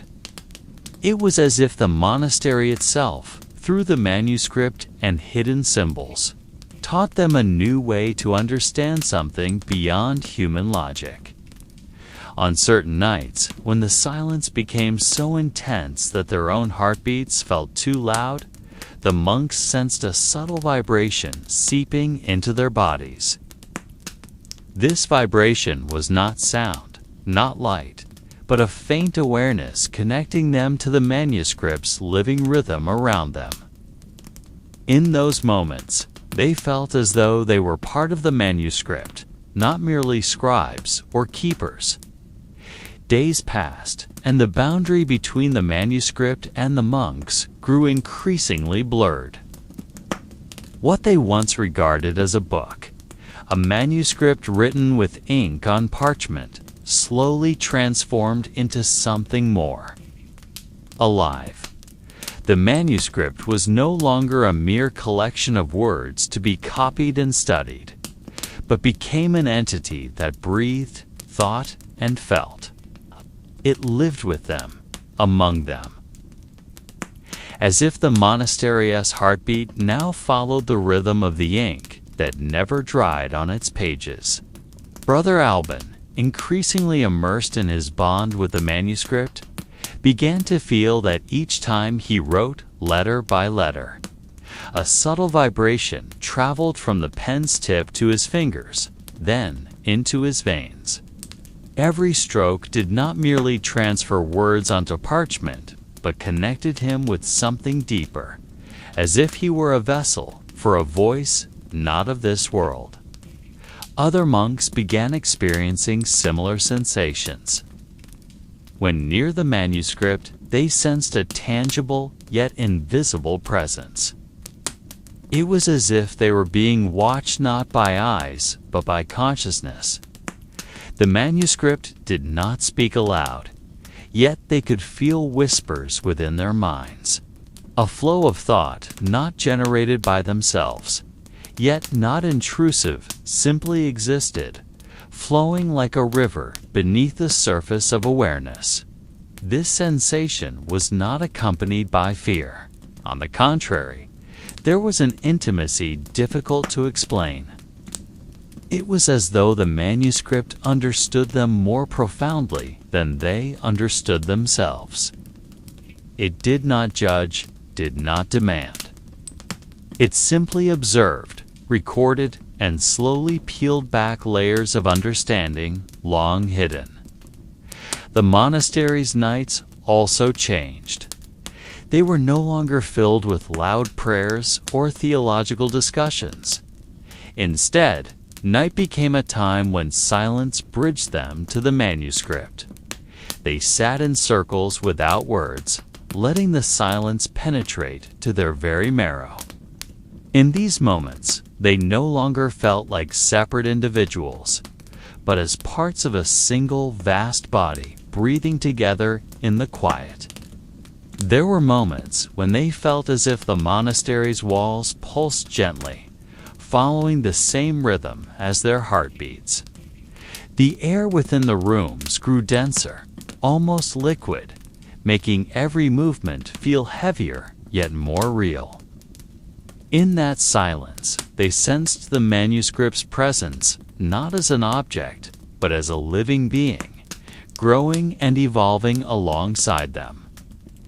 Brother Matthew once said, in a whisper, that perhaps this manuscript was not something they were creating, but something that was creating them. That the ink they believed came from bottles was, in truth, a flow from something greater, something that existed long before human hands ever held a quill.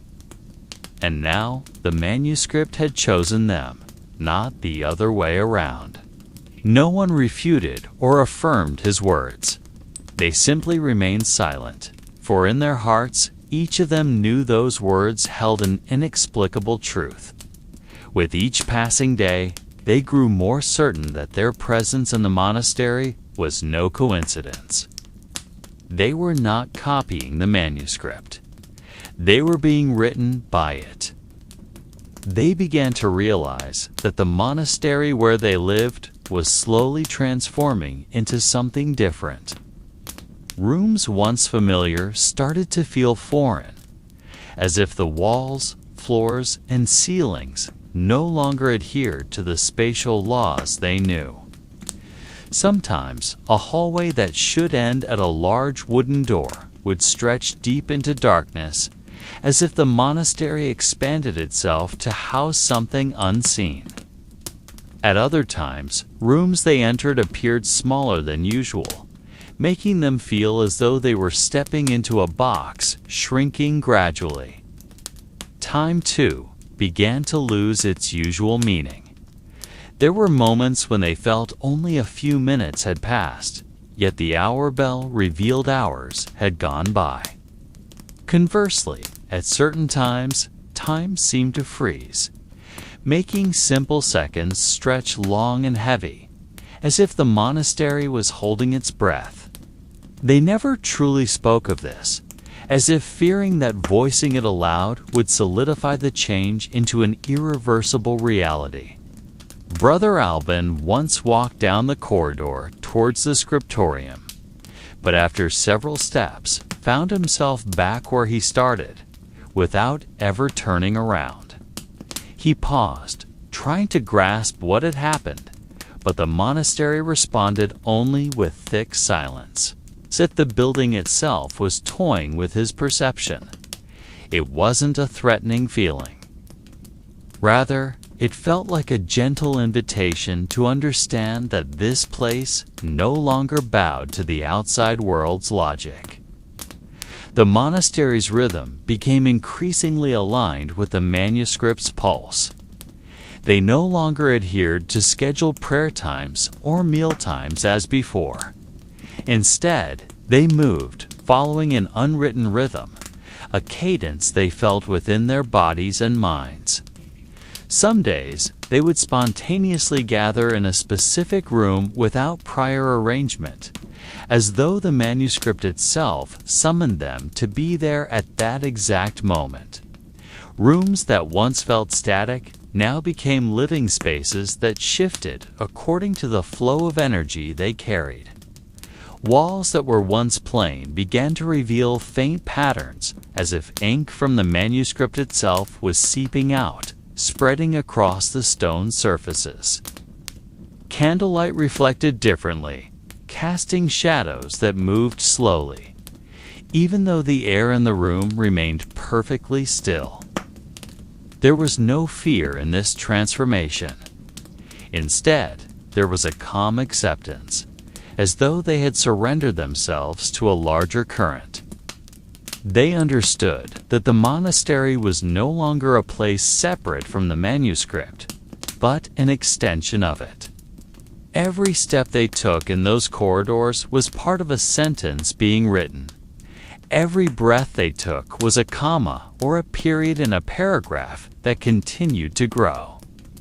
On certain nights, when the entire monastery was submerged in thick darkness, they could feel the walls breathing softly, as if the building lived alongside them not as a dead structure, but as a space intertwined with their consciousness. There were moments when they felt they were not inside the monastery, but within the manuscript as fairy pages, walking between words that never dried. Brother Matthew once whispered that perhaps, if they walked long enough in the right corridor, they would find the end of the sentence they were living. Yet none of them felt the need to hasten their steps. They knew this mystery was not meant to be solved, but to be lived. In deepening silence, they accepted that space and time within the monastery no longer belonged to them, but to something far greater. That night arrived with a different kind of silence. Not just silence from sound, but a silence that stripped away the weight of time and spatial boundaries. The sky outside the monastery was blanketed in dark clouds. Yet inside, the monks felt a light that did not come from candles or the moon. This light radiated from within their chests, soft, nearly invisible, yet enough for them to understand that tonight was not an ordinary night. Tonight, something long hidden beneath layers of words and ink would reveal itself. They gathered in the scriptorium without instruction or signal. No one spoke. No one looked down. No one gave direction. Their footsteps, their breaths, and their heartbeats merged into a single rhythm, calm, yet meaningful. At the center of the room, the manuscript lay on the stone table, open to a page that seemed ordinary. Yet tonight, that page lived, breathing alongside them. Brother Albion stepped forward first. He did not read the words on the page with his eyes. He felt them with his entire being. Each line of text seemed to crawl from the parchment surface into his fingertips, seeping into his veins and flowing into his heart. Brother Matthew and the others followed, standing around the table, their hands gently touching the manuscript's surface, not to turn the pages but to feel the same pulse, to merge in an inexplicable presence. In that silence, they felt the boundary between their bodies and the manuscript begin to dissolve. The words they had written for so long were no longer symbols on parchment, but streams of meaning soaking into their minds, filling empty spaces they hadn't realized existed. They were no longer scribes of the manuscript, but part of the manuscript itself. A sentence that kept growing, a paragraph writing itself through their existence. No one knew how long they stood there. Perhaps only seconds, perhaps hours. It didn't matter. For that night, time was no longer measured by hours, but by the pulse of consciousness merging in their quiet circle. Their eyes were open, yet what they saw was no longer the room in which they stood, but an endless sea of words, flowing slowly but surely, carrying them into depths they had never imagined. Brother Matthew felt his mind no longer resided within his head. He felt like a blank page, and the manuscript was writing something upon him without ink or quill. A story that needed no voice, yet flowed silently, filling the space between his thoughts and the surrounding quiet. He did not feel like he was losing himself. On the contrary, he felt more whole, more complete, as if all this time he had been a fragment. And tonight, those fragments were being assembled by the manuscript. At the peak of that moment, a silent understanding arose among them. A collective awareness that they stood at the threshold of something irreversible. They had gone too far to return to being mere men copying words. Now, they were the words themselves. Their bodies were ink continuously flowing. Their breaths were the spaces between lines. Their minds were pages endlessly turning. Yet, there was no fear, no regret, only a deep, calm acceptance. They did not know where this process would take them, but none of them wished to resist its current. They knew that in that moment, manuscript and monastery, body and mind, space and time all had merged into one. And that night, for the first time, they understood that the manuscript before them had no beginning and no end. It was a stream of living words, never finished, never ceasing. The pages they had copied for years were not parts of a completed text, but fragments of something far greater, something continuously writing itself without end. The ink that never dried was not a mere material oddity. It was the heart of this process. The ink was the lifeblood of a consciousness in constant motion, transcending time's boundaries. In that moment, the monks began to recall fragments of memories that once seemed trivial. They remembered the old manuscripts found in the cellar, latter letters appearing eerily similar, as if written by their own hands despite being centuries apart. They remembered small notes tucked behind library shelves, containing strange sentences without context, yet feeling familiar. And now they knew why everything felt connected, because it was. The manuscript was not a dead object passed from one generation to the next. It was a living entity, using human hands as its medium, continuing its writing without pause. Every monk who had ever touched that ink had become part of the cycle, writing paragraphs that would be continued by those who came after, in a pattern that endlessly repeated, yet was always new. Brother Matthew closed his eyes and felt how his body had become an extension of a pen writing not on paper, but upon the pathways of human consciousness. He saw the shadows of writers from the past, monks who sat in this very room centuries before, performing the same gestures, touching the same pages, feeling the same pulse. They were all part of this manuscript, not as creators, but as parts of its body. In that silence, the monastery around them began to feel different. The walls that once felt static now seemed to breathe more deeply, as if the building itself was listening, recording, and absorbing every mental vibration present in the room. The corridors no longer served as narrow passageways, but as arteries channeling meaning from one space to another. They realized that this monastery had been designed not merely as a place of worship, but as a machine sustaining this eternal writing cycle. Brother Albion then realized something that had been hidden within the mystery of the ink that never dried.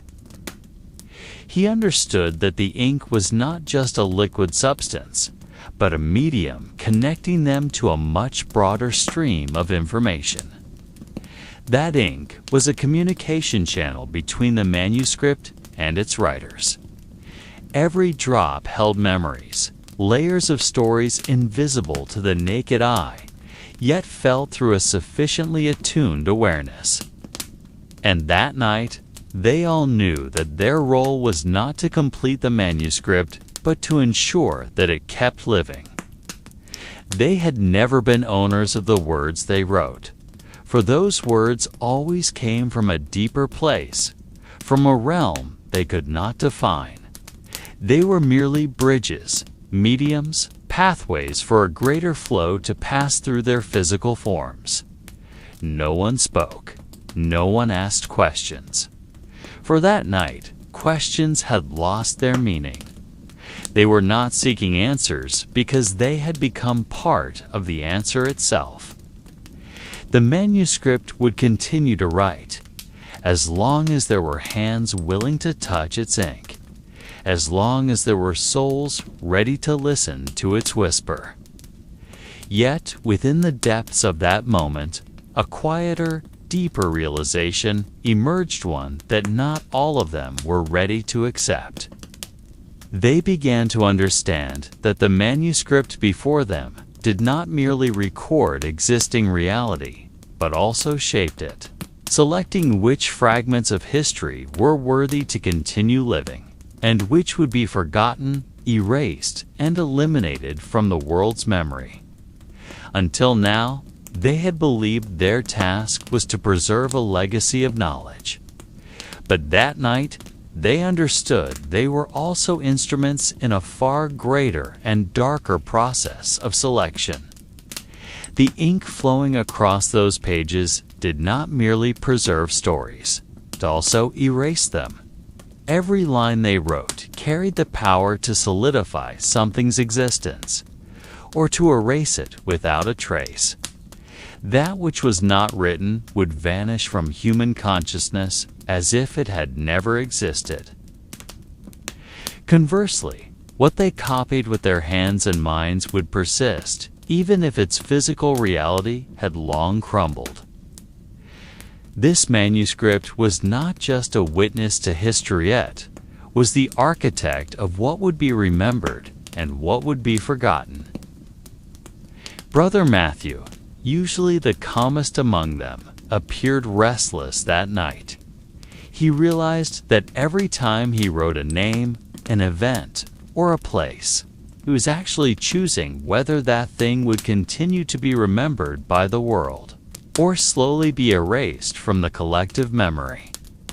And that choice, though seemingly small, had altered the course of history countless times, unnoticed by those living beyond these monastery walls. They did not know when the manuscript first acquired this power. Was it from the very first drop of ink centuries ago? Or did it begin when the first hand to touch it decided to rewrite something with a slight alteration? No one knew. All they understood that night was that this process had repeated itself, generation after generation beneath their unconsciousness, and now they had come close enough to realize they were not mere witnesses, but participants in this cycle. And it was at this point that an unspoken unease emerged. They realized that in every corner of the monastery, behind every shelf and corridor, fragments of history had been hidden away, locked within layers of ink that never dried. It was as if the manuscript had its own will, deciding what deserved to be remembered and what must be erased. Their hands were merely extensions of decisions made long before they were born. But was the manuscript truly choosing?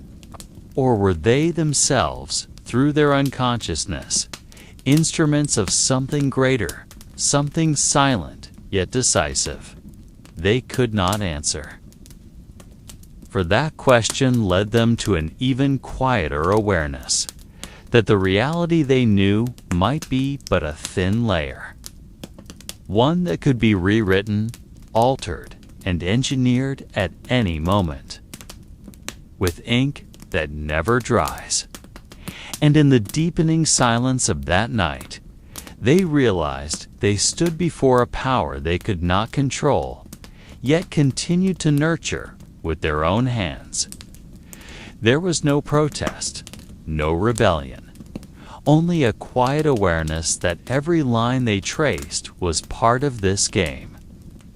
The question came slowly but sharply, creeping into their minds like a whisper that could not be ignored. Who was the first to write this manuscript?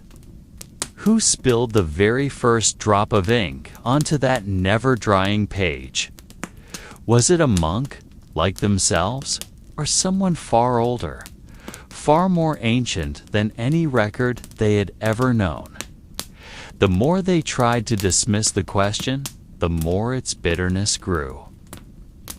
As if the monastery walls echoed the resonance of a question that had never been allowed to be spoken. That night, beneath an unseen sky, they let their thoughts drift further into the past, beyond the collective memory of the monastery, beyond the borders of written history. They imagined someone sitting in this room. Hundreds, perhaps thousands of years ago, opening the manuscript's first page and beginning to write something that did not originate from within themselves. Someone who did not know that once they dipped their quill into that ink, they had started something that would never end.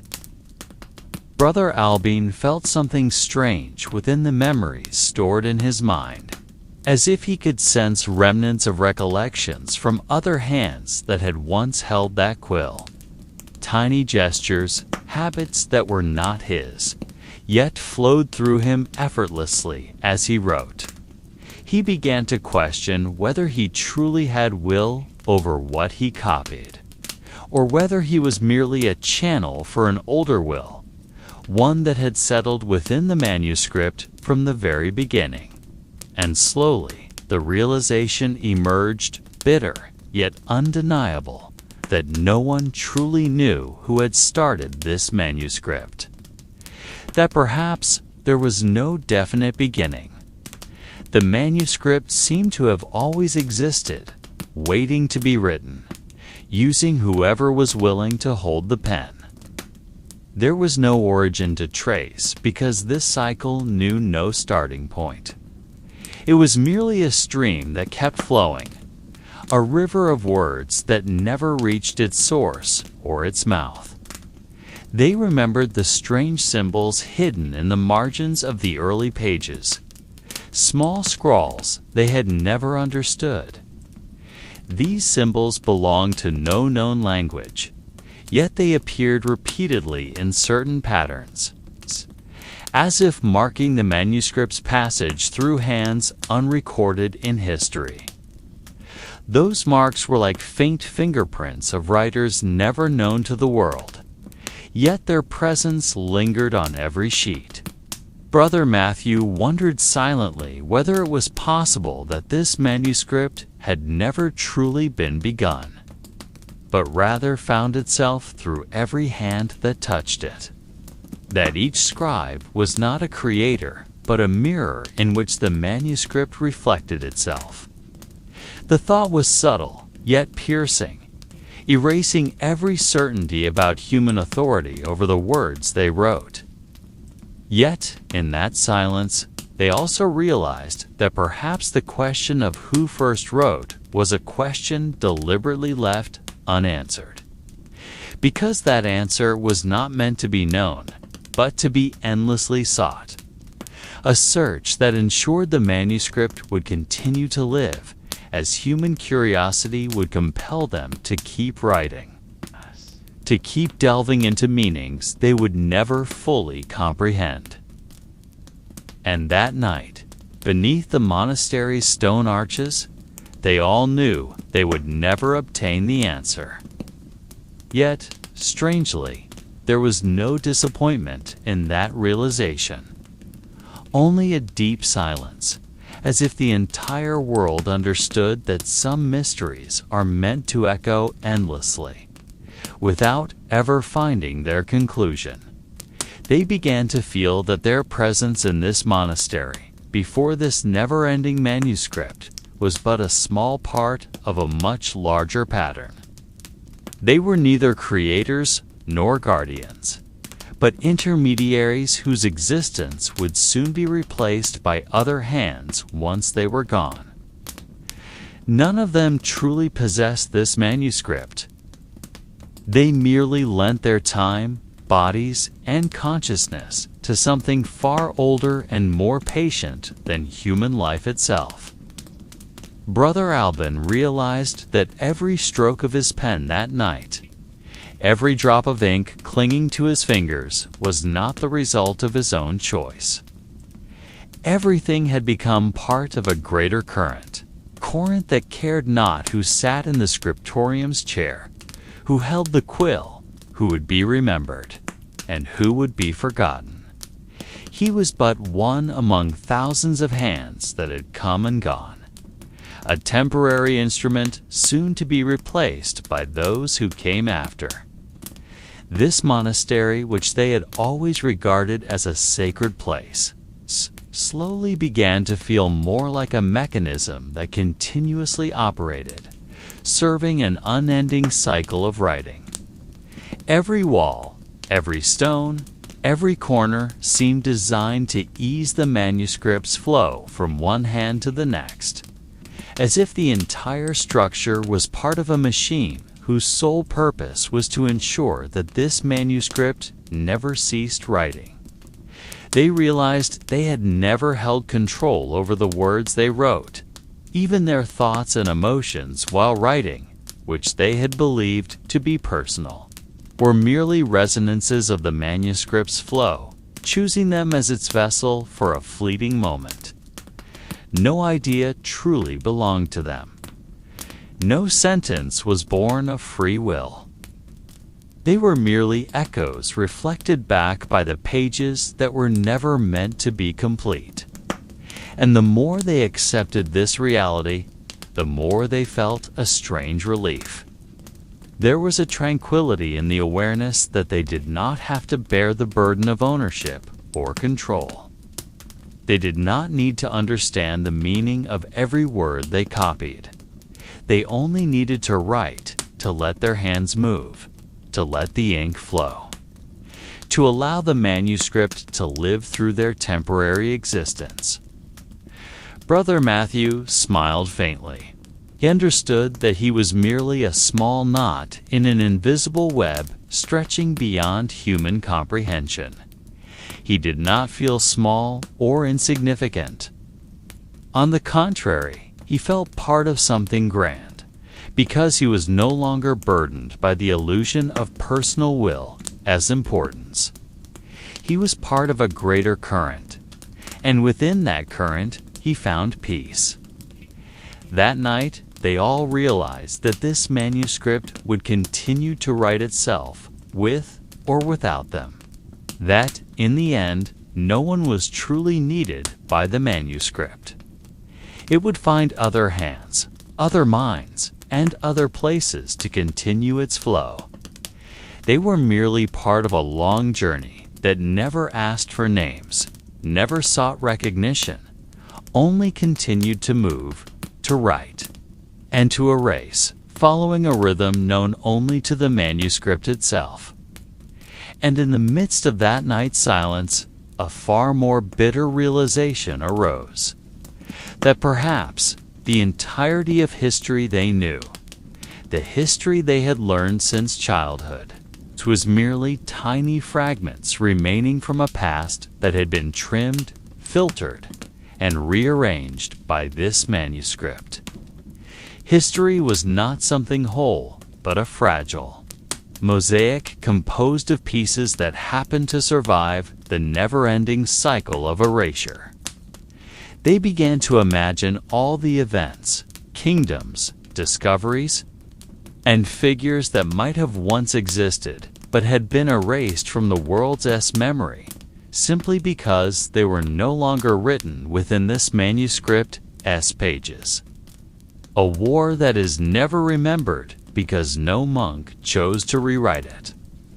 A city that once stood magnificently, whose name has now vanished because its page was left blank. A grand idea that once nearly changed civilization but disappeared because its ink no longer adhered to the following pages.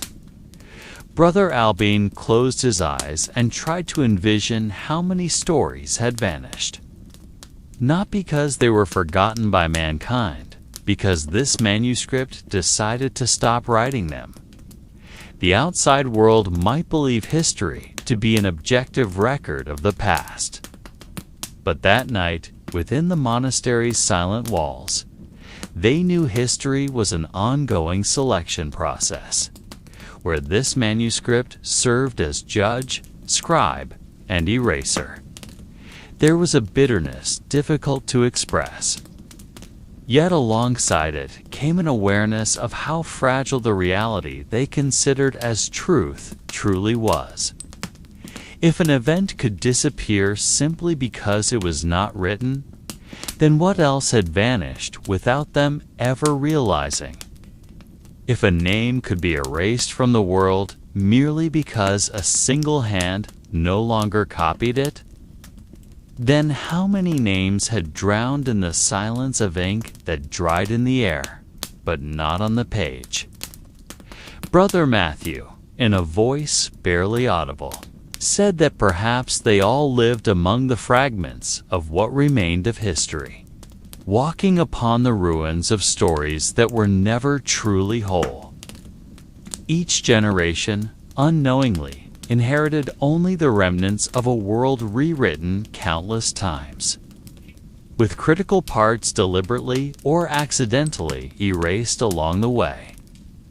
They realized that their task in this monastery had never truly been about preserving knowledge.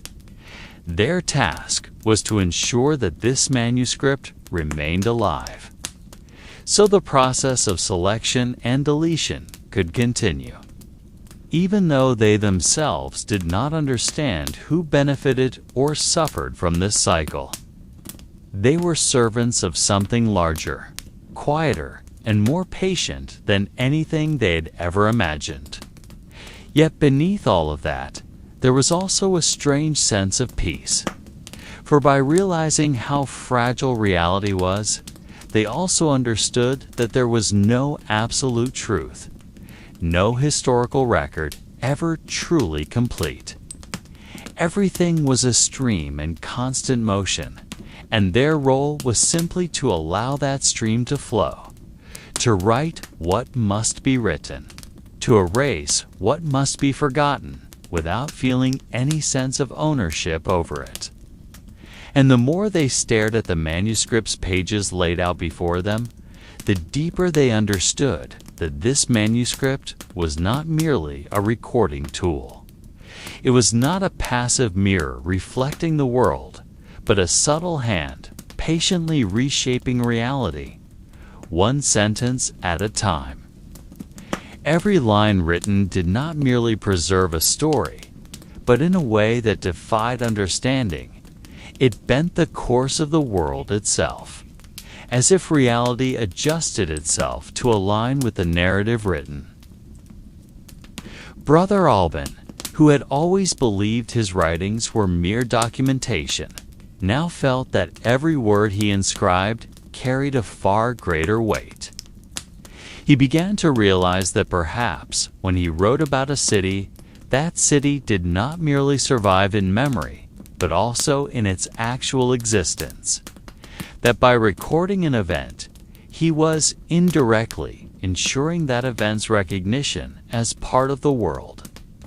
Conversely, by ignoring something, by leaving a page blank, he was gradually erasing its presence from reality, as if the world slowly forgot and ultimately released its grasp on it.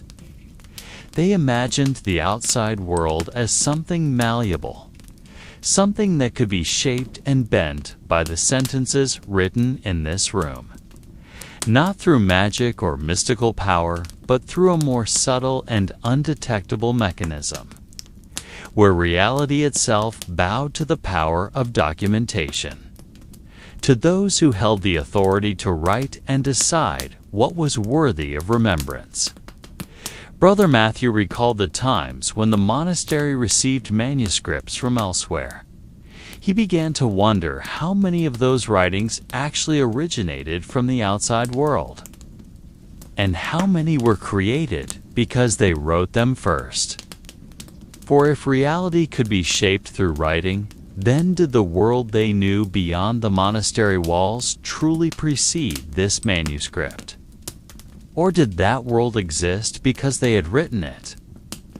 And in that contemplation, a soft yet haunting understanding emerged. This manuscript did not merely store stories, but created new layers of reality with every sentence written. It did not merely preserve the past, but slowly reshaped the present and unknowingly molded the future. The world was no longer a stage to be observed and recorded by them. The world was a result of what they chose to write. Brother Albin looked at his fingers, now realizing that every movement of the pen, no matter how small, carried far-reaching consequences. He remembered small tales, obscure places he had copied without much thought. Now he wondered if, by writing them, he had breathed life into those things, ensuring their existence in the world when they should have already faded from everyone's memory. And this was a burden never taught to them. That as scribes, they were not merely preserving history, but also shaping the form of the world. They were not mere witnesses, but slowly, unconsciously, becoming architects of reality itself. Not through the power of authority or will, but through the quiet perseverance of rewriting word after word. Yet behind that daunting realization, there was also a strange calmness. For the fact that the world could be reshaped through writing gave them an understanding that nothing was ever truly permanent. Everything could be rewritten. Everything could be corrected or erased. The world was not a rigid entity, but something alive, constantly changing, aligned with the hands willing to write it. They realized that their role was not to resist that current, but to become part of its flow, to be the pen that patiently inscribed small fragments, understanding that every stroke, no matter how minor, was part of a grand painting that would never be completed. A painting that not only depicted the world, but created the world itself.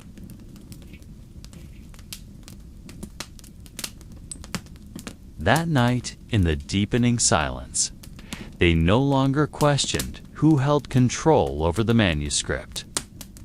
For now, they understood the manuscript did not need to be controlled. It lived in a subtle, calm way, continuously flowing.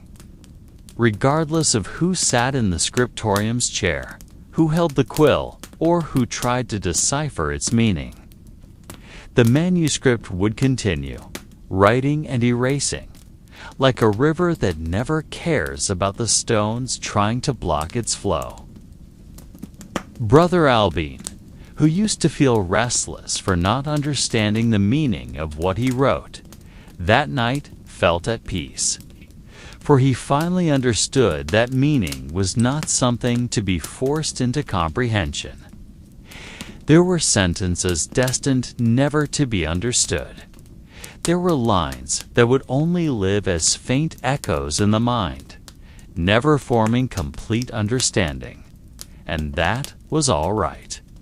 For their role was not to grasp meaning, but to allow the manuscript to breathe through their hands. They realized that every blank page spread across the table was not a challenge to be conquered, but a space where the manuscript chose its own way to appear. They were merely witnesses, and at the same time, parts of a process far greater than mere copying.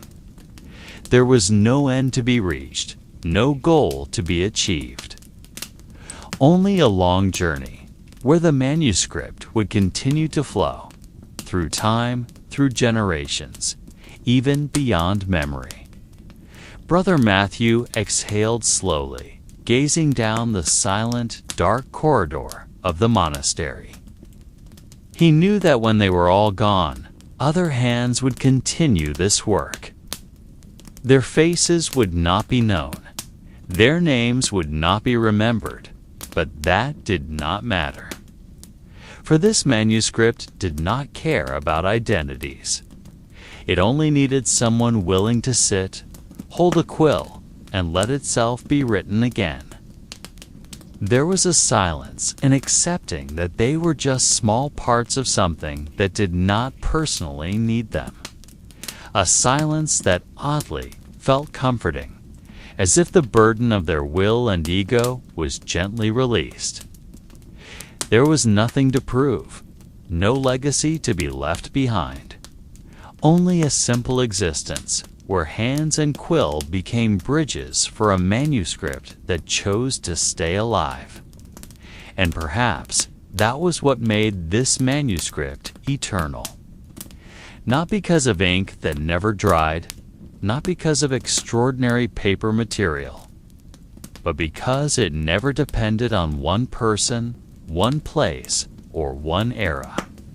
It was a flow of words constantly seeking space, constantly seeking new hands, endlessly, selflessly, and never truly complete.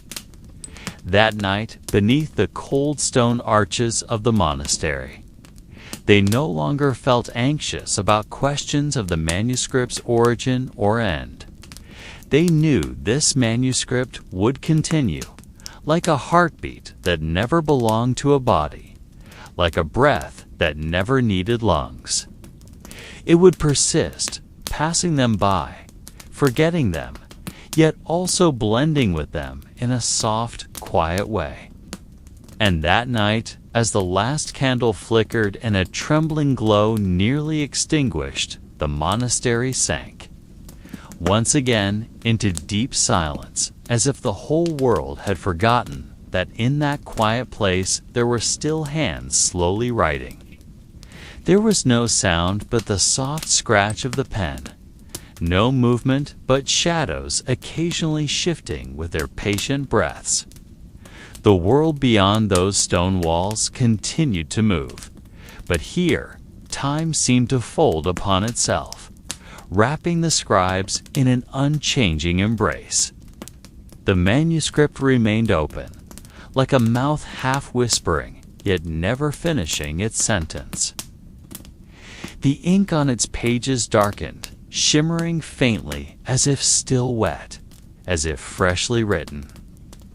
Though centuries had passed since the first line appeared there, and though none of them truly knew what they were writing, no one tried to stop. For within that slow rhythm, within the flow of ink that never dried, there was a kind of peace that words could never quite explain. Perhaps, out there, the world would keep changing. Cities would rise and fall. Names would be remembered and then forgotten. Kingdoms would stand tall and crumble back into dust. But within this monastery, as long as there were hands willing to wield the pen, as long as a single sheet of paper lay spread open, this manuscript would continue to live. It did not await an ending. It did not seek perfection. It merely existed in its own way, in a quiet eternity. And if someday nothing remained, no monastery, no pen, no hand to write perhaps this manuscript, would still drift through the air without pages, without ink, merely as a faint whisper flowing through the cracks of the world, searching for someone somewhere willing to listen again. That night, The monks bowed their heads, letting their eyelids slowly close, letting the manuscript continue to speak, even without a voice. For they knew this manuscript never needed them to be finished. It only needed someone willing to listen, even if only in dreams. And perhaps, as you close your eyes tonight, in the silence beginning to envelop you, you too will hear its whisper. Very softly, very distantly, yet always there. A story that never ends. A sentence that never concludes. A manuscript whose ink never dries.